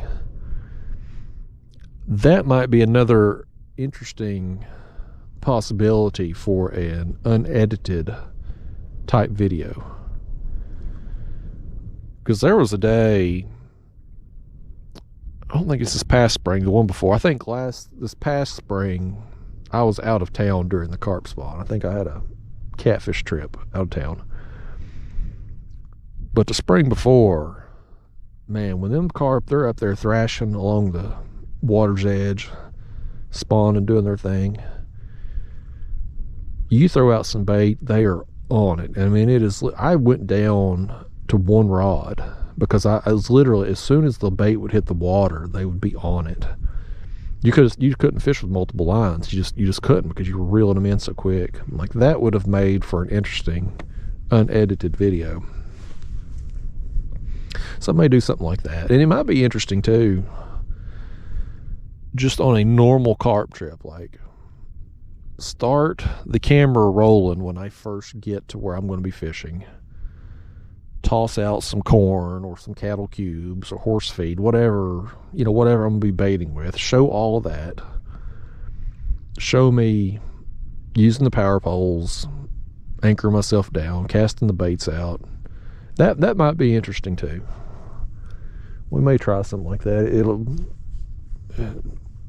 as poorly as the regular edited carp trips have done, I can only imagine an unedited version of that would probably, I don't even want to think about how few views that will get, but I may do it just to do it. One of them things, you just got to try it. You don't know what you don't know.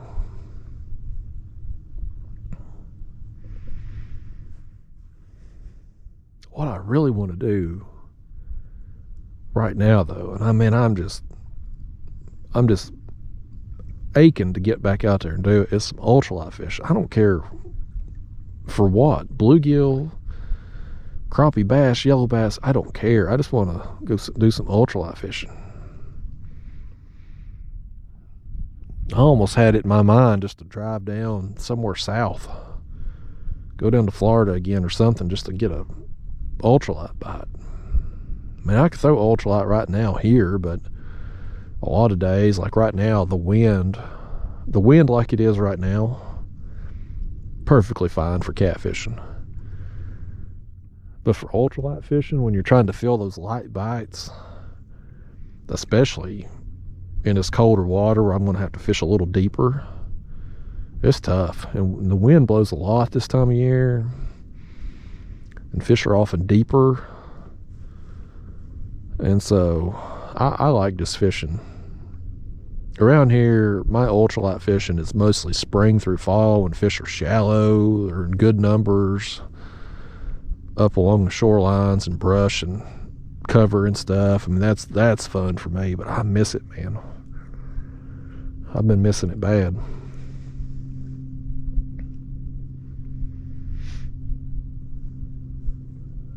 I've been asked about that before, like, if you could go anywhere, snap your fingers and go anywhere, where would you go fishing at today?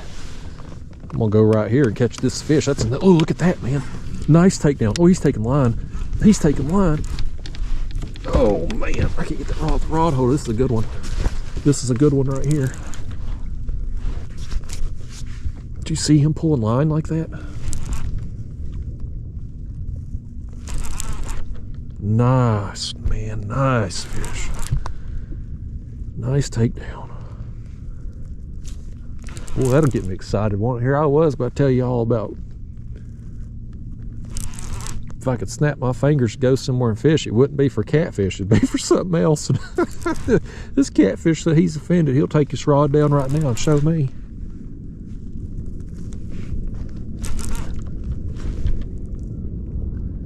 Man, he took it down hard. I'm curious, let me get him up here. Is he gonna, oh yeah, that's the best one of the morning right here. They're getting bigger, folks. The bites are coming less frequently, but the fish are getting bigger. I'm gonna play him out a minute. I told you so, man, these winter bites. Sometimes that bite that you get at dawn in the spring and summer, sometimes it's 9, 10 o'clock when you get it in the winter. Granted, again, my experience kind of limited because I don't do a lot of dawn trips in the cold months. But I'm glad I got out here today, because I'll tell you this, the morning bite we've had here this morning has definitely been better than the midday bite I've had on the last couple trips. Come here, fish. Let's see how you're hooked. See if we can get you undone here. You're definitely the biggest of the day so far. It's a nice fish right here. This could have been y'all's. You just jumped through the screen, grabbed the rod. You could have had this one. I don't know why y'all keep letting me reel them all in. Okay, come in. Nice fish.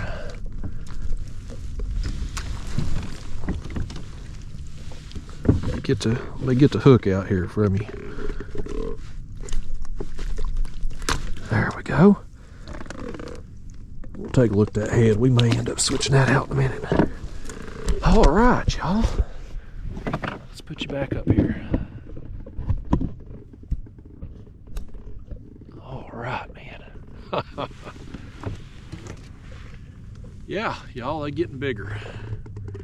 This one here, I mean, he's fairly skinny for his length. You need to be eating more than crappie jigs, fish. You need to be down there. Well, he said he's trying to give skipjack head. Nice, man. This makes me happy, y'all. That was a heck of a takedown too. I mean, he was pulling, he was taking some line. Awesome. I'm gonna do something for this fish. I'm gonna get y'all here back in the chest. We're gonna do something with this fish. because I'm a charitable person. You know, we got these extra head baits here that we're gonna toss when we done fishing. He wanted him a head bait. I'm just gonna shove it in there. You got you a free meal on me, fish. He didn't even say thank you. He's so ungrateful. He didn't even thank me for that skipjack. Can you believe that? Didn't even say thank you.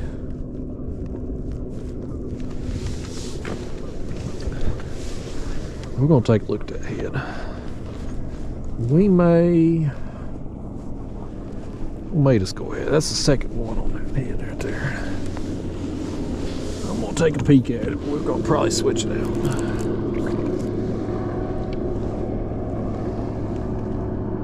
Yeah, let's put a new one on, just because. We'll leave everything else as is. We're gonna put another one on.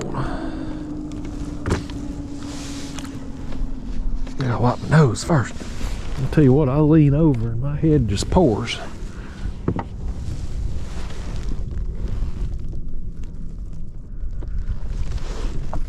Reach back here.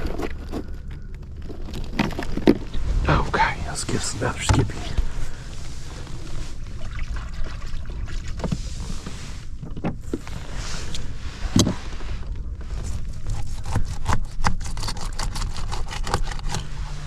There's that.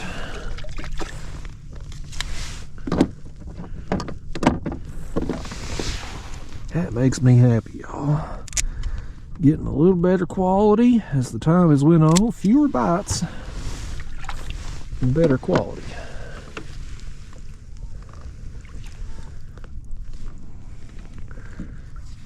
It's nice the days you can get both quality and quantity. It don't always work out like that. But we're definitely getting some bigger fish moving. More time has went on this morning.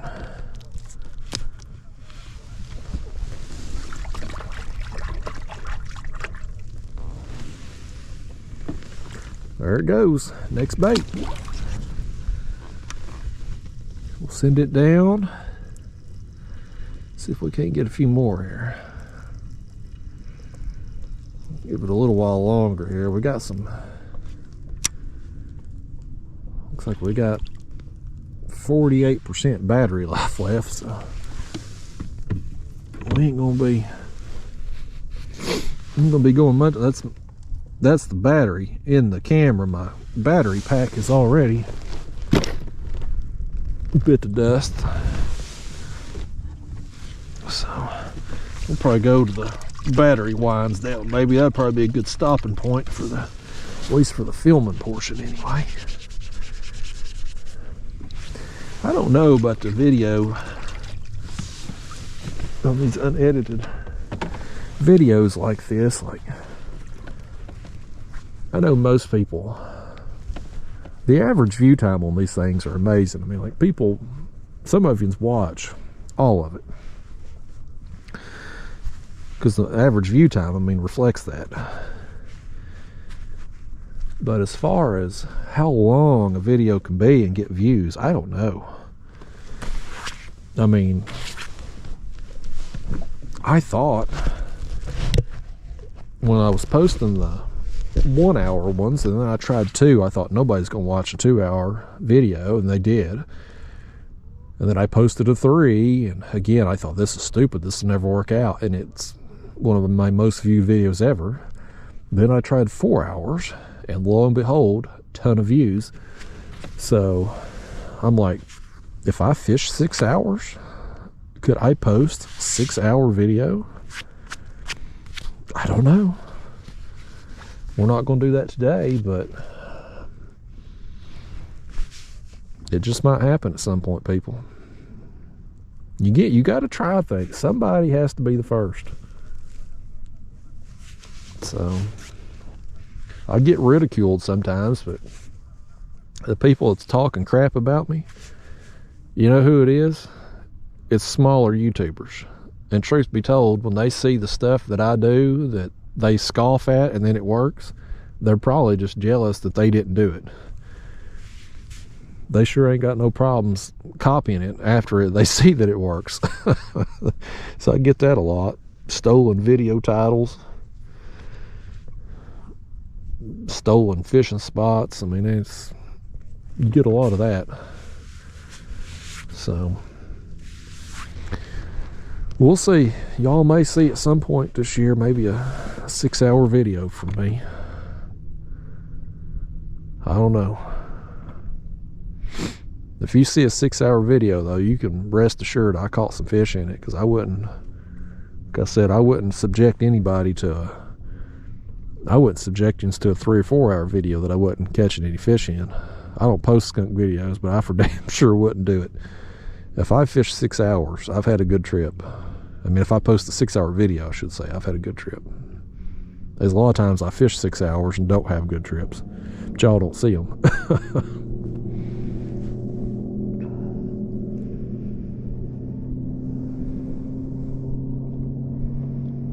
I was saying, though, before that fish rudely interrupted me, that when people ask me, like, where would you go if you could go anywhere today? Where would you go fishing at? Some question, along those lines. And the answer, I wouldn't go catfishing. I guess because I do this so much and I have such good opportunities to catch catfish here. When I go somewhere else, I want to fish for something different. So, I mean, if I could go anywhere, if I could snap my fingers and be somewhere else fishing today, I'd probably go down there in Florida right now and catch me some sharks, or be doing some ultralight fishing for some exotics or something like that. Just something I don't have access to all the time. Not that I don't like catfishing, or not that I don't want to do it. It's just if I'm going to take a trip and go somewhere, like a vacation type thing, I'd like to do something a little different.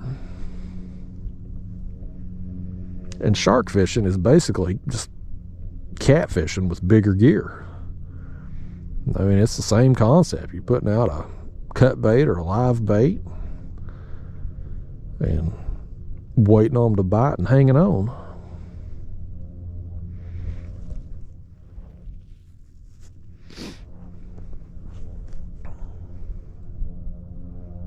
Daniel from Catfish Sumo, him and I was talking the other day, and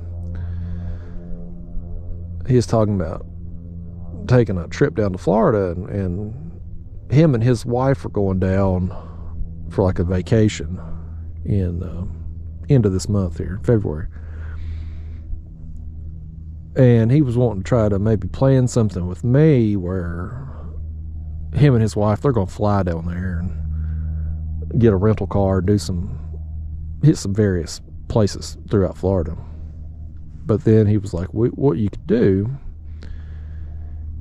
is me drive down, because I got to drive right by Catfish Sumo on my way to Florida if I go down there.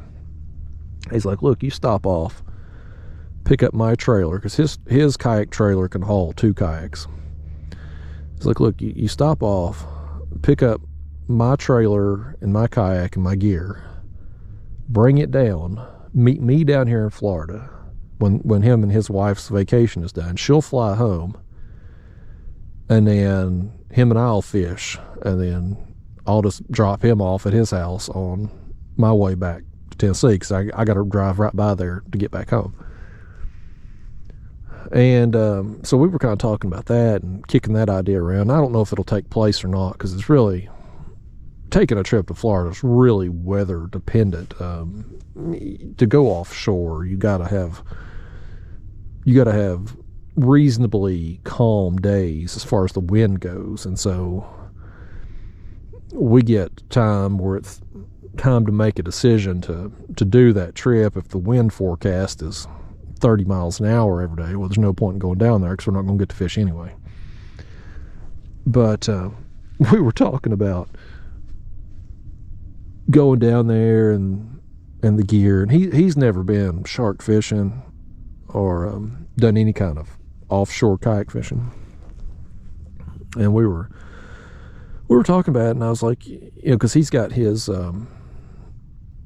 native kayak. It's a pedal kayak, but he's got the motor on it. And I was like, if you got that rigged up where you can pull the wire out and your batteries and all that, like how difficult would that be? Because you don't want that stuff in there getting salt water in there, get it corroded. And he's like, what do you mean take my motor off? I'm like, well, Daniel, you can't have that. You're not going to want that bow mount on a kayak out in the ocean. I mean, the water gets rough out there. The wind kicks up. I mean, you're begging for it. You're begging for problems, first off. And second off, you get some big waves come over that motor there, get that salt water down in there on your circuit board and stuff. I'm like, that's going to corrode. I mean, instantly. You're going to ruin that motor. And he's just blown away. He wasn't going to be able to use this motor. and so he was looking around online. They make saltwater versions of that motor. And he found him one on there. It's like, how to get this? I'm like, Daniel, you still don't want to put that damn thing on your kayak before you go offshore. I'm like, aside from the safety, I mean, that saltwater, it's fine. The saltwater motor's fine if you're in the backwaters. Or if you're, in a calm bay. But you don't want to be out in open ocean with that thing on a kayak. I mean, you're begging for it. And so he's tore up about that. And I told him too, I'm like, Daniel, how you going to get that dang motor and battery and all that down to the ocean, to the water? Because these kayaks, man, you put on motors and batteries and graphs and all that, they get heavy. These things are heavy anyway. Now you're going to pull that through sand, down through the beach. And I don't know how many of y'all out there pulled stuff through sand, but sand makes everything feel heavier. You can't get proper footing. Things feel heavier. I don't want to be dragging no 200 pounds down to the ocean. So I try to keep my stuff as light as possible. I'm like, Daniel, you just going to have to nut up and bust out them pedals that you ain't used in forever on that kayak. And that's how we going to roll if this trip happens.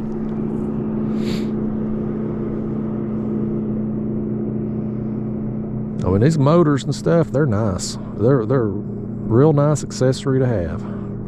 Come out here today, push a button, spot lock us, anchor us in place without having to use a physical anchor. That's convenient. But boy, if you gotta take that 40-pound motor and 25-30-pound battery and carry all that down through the sand of the ocean, boy, all of a sudden it ain't as enjoyable anymore.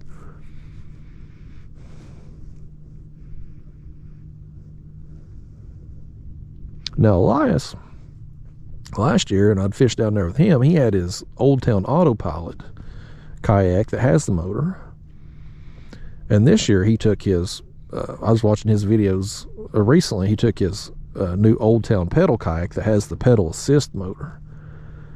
And those kayaks are fine for the ocean. I mean, aside from the weight of having to deal with the weight and the sand and all that, but those motors, even the Old Town Autopilot with the trolling motor, the motor's not on the front of the kayak. It's recessed back, so you don't have all that weight up front as you go through the ocean waves. And the design of the motor is different. So if you take a big wave over the bow on that one, you're getting water down all in the important parts there. You don't do that with that Old Town Autopilot motor. So totally different setup. But something like that would be fine out in the ocean, just as long as you're willing to deal with the weight of getting it to where you need to go. Unfortunately, if you go down to the Keys, the places that I launch at down there anyway, you don't have to drag too far through sand. You're pretty much putting in right at the edge of the ocean, so it's not too bad. But still, I don't want to deal with any more weight than I have to. With this kayak here, my Hobie with the motor, it gets launched at boat ramps like a boat. I back the trailer in, push the kayak off, use a rope to pull it back to me. Today when I take out, I'm gonna back the car in, back the trailer in the water, tie a rope to this thing, shove it off, and pull it up onto the trailer. I ain't lifting nothing of this thing, man. Now my pedal kayak, I'll launch it anywhere I can get water access. I'll launch it because it's lighter weight. I can pull it around. But this beast of a kayak here, I think this thing weighs like 138, 140 dry. I mean, without any gear in it at all. So you add on the motor and batteries and my bait cooler, and I mean, you're talking over 200 pounds here when it's said and done. So I ain't giving myself a hernia over no kayak. If I get a hernia, it's because I'm reeling in a 12-foot long hammerhead shark or something.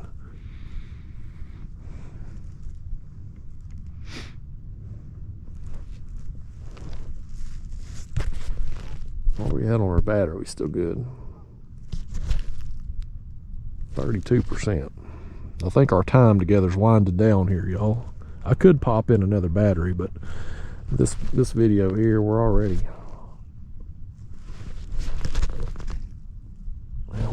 over 4. Are we really over 4 hours? Has it been that long? No.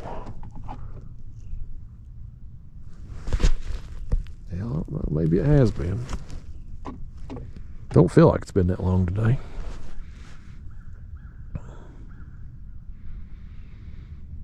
I'll probably just wrap this up whenever the battery dies. The bite's definitely slow, but the quality has gotten better, so. Like I was saying though, I'm not fishing very long today. But let's say I was in a boat. You could stand up and move around more comfortably. And I put in 12 hours on this spot today. Or you get some of these people out in these pontoon boats to do some camping, they'll put in 24 hours on the spot. Yeah, I mean, you would catch big fish. You would, because you would be there when they come through. With how I do things, it's kind of, it ain't luck. It's not luck finding the spots and being able to read the map and understanding how fish are going to move. Look at this one right here. Look at that one. He was up high up in the water right there, in and out of the screen. But it ain't luck how you find spots. That's just reading the map and some basic understanding of fish movement. But there is a little bit of luck involved in being at that right spot at the right time. And the way I fish with my shorter trips usually, I do have to get a little bit lucky.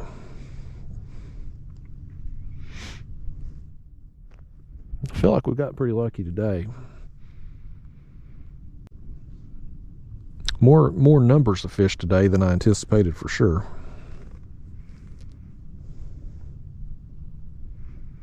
I feel like there's been enough action to, I think the longest dry spell we had was probably before, not the last fish that bit, but the one before that. I think that was the longest dry spell we've had today. So I think it's went fairly well. A lot of boats have went by. We really had nobody on top of us out here, so that's been good. There's one up yonder on that island, and a couple over here on that shore. Ain't nobody behind us right now.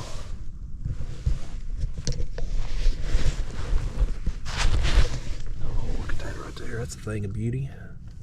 Coming in right behind this school of bait, whatever these are. He was sneaking in right there behind them, wasn't he?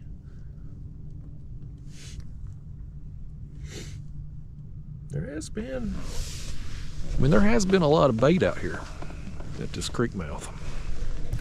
I really think it's probably,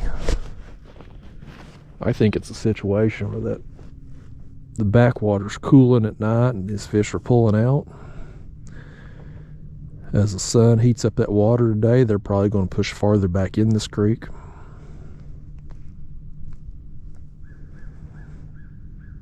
But setting up out here at the mouth of it, you know, we're just in position. I could have, I mean, I did when I first got out here before I started filming. I went out looked at the bottom of this ledge just to see what was there. You know, it was a game time decision. Was I going to fish I was coming here. Was I going to fish the top or was I going to fish the bottom? Could make an argument for both. But I saw how the bait was positioned, the depth it was at, how it was still out off the ledge. There was still some bait out over there, but it was still at the depth here at the top of the drop. And so I was like, well, let's fish the top. Who knows what we would have got there? I mean, if we'd been fishing the bottom, who knows?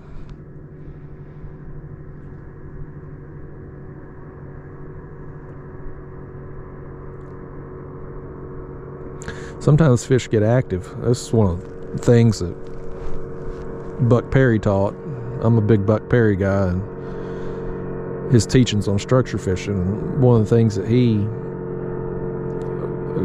found and shared in his teachings was that fish, depending on season and water conditions, fish will feed 1 to 2 times a day. And they will come out of their deep water sanctuaries and move up to feed. And depending on the activity level of the fish and what's going on that particular day, that will determine how far up they move. So some days, maybe a fish out here in the main channel, they might move to the bottom of the drop. That might be as far as they go. Other days, they might come up here to the top of the drop, feed, and then go back down. Other days, they may go all the way to the back of this creek. It just depends on how active they are at that given time. So sometimes there could be days where maybe you're fishing the top up here and the only action that happens would be on the bottom. So that's one of the reasons why you typically see me fishing deep. It's just a percentage play for me. I know I'm more likely to get bit deep, catch big fish anyway, deep, than what I am to catch them shallow. Not to say that you can't catch them shallow. Obviously you do. People do it all the time. But fish spend more of their lives in deeper water than they do in the shallows.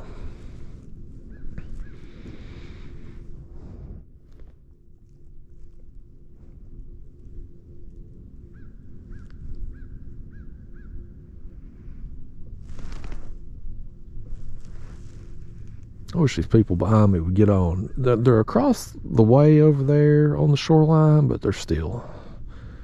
Yeah, them other fellas that was up there in the boats by that island, I heard every word they were saying when they were talking.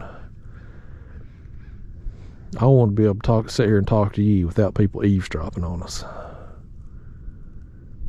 Always eavesdroppers around. If it ain't people around you, it's the dang government listening in on our cell phones and social media apps. I talked about building me a battery box today, and y'all watch this. I guarantee you going to open up your social media and there'll be advertisements for some battery box that you're going to see because you watched this video with me talking about it. They're going to think that that's what you want because that's the type of video you're watching.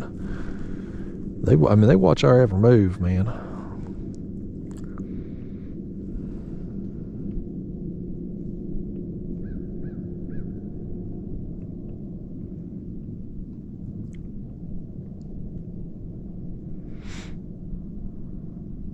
You know what else I got to do before I leave today?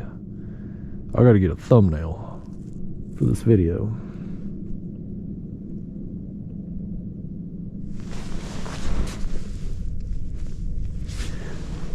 That's the thing that's been most difficult for me over the last year or so. Is at this point in time on YouTube, I mean, how many videos have I got? 800 and something on one channel, I think 300 and something on another channel, my second channel. At this point in time, I've used every title you can use, every thumbnail type that you can use. I mean, like, I'm out.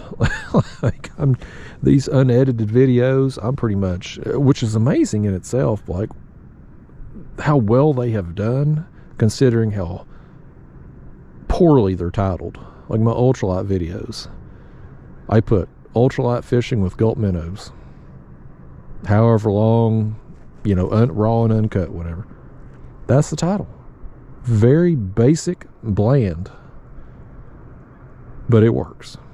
Same thing with these catfishing ones. I've just been like, I think the last one was dragon cut bait for catfish or something. Just very basic, bland.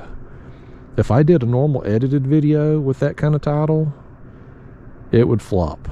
I mean, it would just be abysmal views. Like, you have to, if you're on an edited video, for me to have any hope of getting views, it has to be just some outrageous title. And I'm just out of outrageous titles. I just can't. I'm just like, why can't I just go fishing? Whoever wants to come along with me, come along. It would be interesting to know if I used a clickbait title on one of these edited or unedited videos, even though they have performed above average by and large on my channel, like, would it boost them even more? I don't know.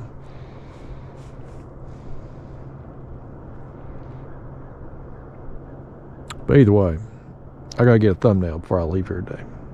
Don't y'all let me forget that. I gotta take a picture somehow. I've learned it's better to get a thumbnail before you leave the water versus counting on being able to get a screenshot when you get home, because when you go to try to find a screenshot, sometimes the lighting's bad, or there's a glare on the water, maybe there's water on the lens of your camera. Always something if you try to wait till you just get something off footage. So better to be proactive about it.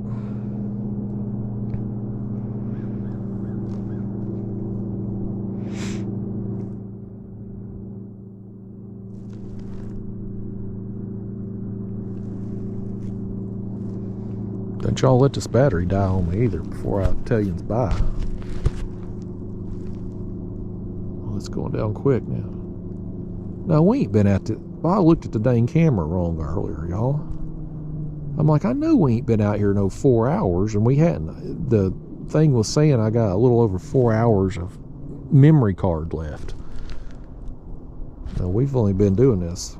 We've been doing this 3 hours and something. I was like, I know we ain't been doing this 4 hours and something. I'm losing my damn mind looking at the wrong numbers on the camera.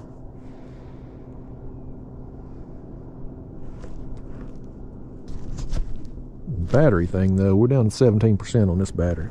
They better be a fish come along quick. Motivate me into switching out the battery. I think I'm just gonna end the video, though, when this battery ends. And I'm probably going to work back into this creek. I'm going to get my thumbnail, and then I'm going to work back in this creek and just see how much of that bait has moved up. Just curiosity.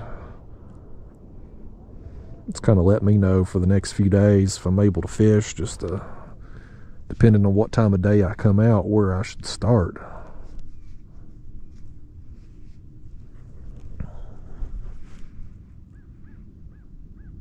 It is encouraging to know, though, get bit right here at sunrise this morning. If I can stand the cold to come out, we'll just come on out and get our fishing done early in the day. I'm filming this on a weekend here, Saturday. Well, you get out here first light on a Monday through Thursday, you won't see nobody. Have this place to ourselves, or wherever we're fishing at.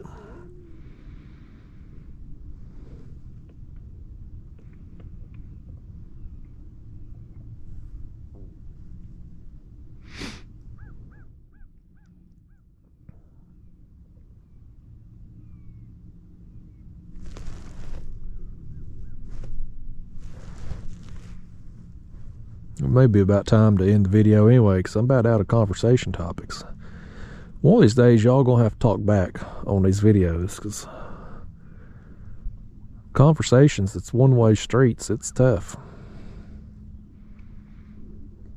Now, Eric, pro moderator, he can do it just fine. When you talk to him, and you have to talk to him, like he's a phone call. He don't do much texting, it's phone calls. He's one of those people.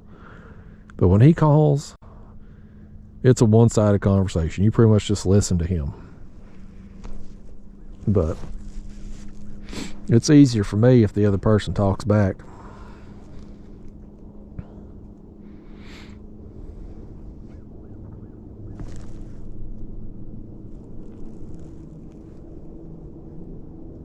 I'll be curious to see the bass tournament results. I'm pretty sure there was a kayak bass fishing tournament today, because you just don't see that many. You just don't see that many kayaks out here, even on a weekend like we saw today. So I'm assuming those guys are. I didn't talk to any of them, but I assume they're in a tournament. So I'd be curious to see if I can find the results from that this afternoon, like how they did today. Oh, good. That boat over there behind us is leaving. A little love tap right there, I think. It'd be nice if we could end the video on a fish before this battery dies.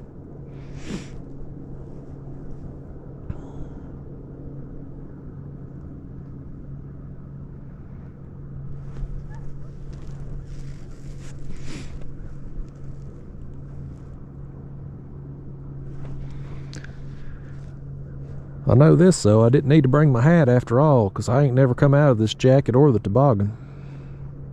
It ain't miserable cold now, but it ain't warm yet either. It's just tolerable. But now that my body's adapted, if we can keep some morning temperatures in the 30s, especially if it's above freezing where I don't have to get out there and scrape frost off a windshield, I'll be back to fishing some morning hours again. I just like fishing morning better anyway. It's better for the routine of my day. I feel like I can go out, get my fishing done with a few people on the water as possible, go home, eat lunch, get my video stuff done, get it either edited or upload, you know, whatever I need to do. And then I've got the afternoon to do projects around the house and play with the dog and do whatever it is, whatever else I got planned, you know, get to do. So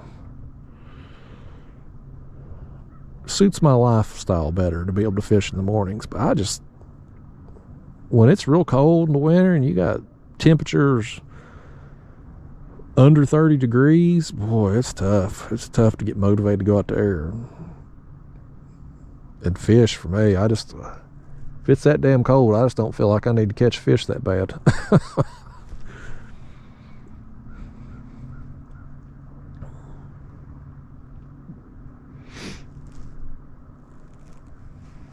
I got plenty of bait left over, so definitely going to try to hit somewhere tomorrow. I don't know what kind of video. I don't know if I'll do an edited or unedited video. If I film tomorrow, if I get fish tomorrow, I should probably do an edited video. Because again, I got to work Daphne's bicycle and get that done, get that off my plate. And I really need to see how the video that come out last night, I need to see how it does. I need to see how this one does. See if we're gonna continue doing these unedited trips here, or if I need to just go back to, I'm definitely gonna try this concept again in the spring, summer, but I need to see how these do to see if I want to keep doing it this time of year.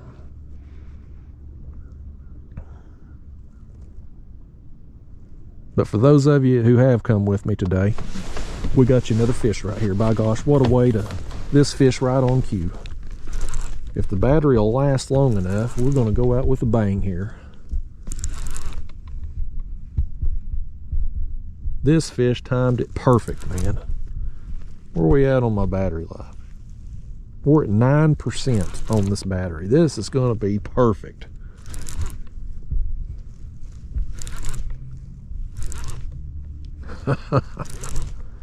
Sometimes things just work out in life, folks. I hope he ate the fly too. By gosh, look at that, he did. I can't believe that. I called it. How about that? Well, hopefully all the naysayers today, we went unedited and caught what? This is the 4th or 5th one that we've got on the fly, plus the one with the crappie jig in its mouth. So hopefully that's going to shut some of the naysayers up, thinking I'm doing something with the camera. And oh, he about tore my thumb out on the way. Get on out of here, fish. You gonna act like that? But yeah, hopefully we've silenced some naysayers that think I'm doing some creative editing to hook them fish with the fly and then reel them up. You can't hide it when you unedited. So yeah, y'all, I think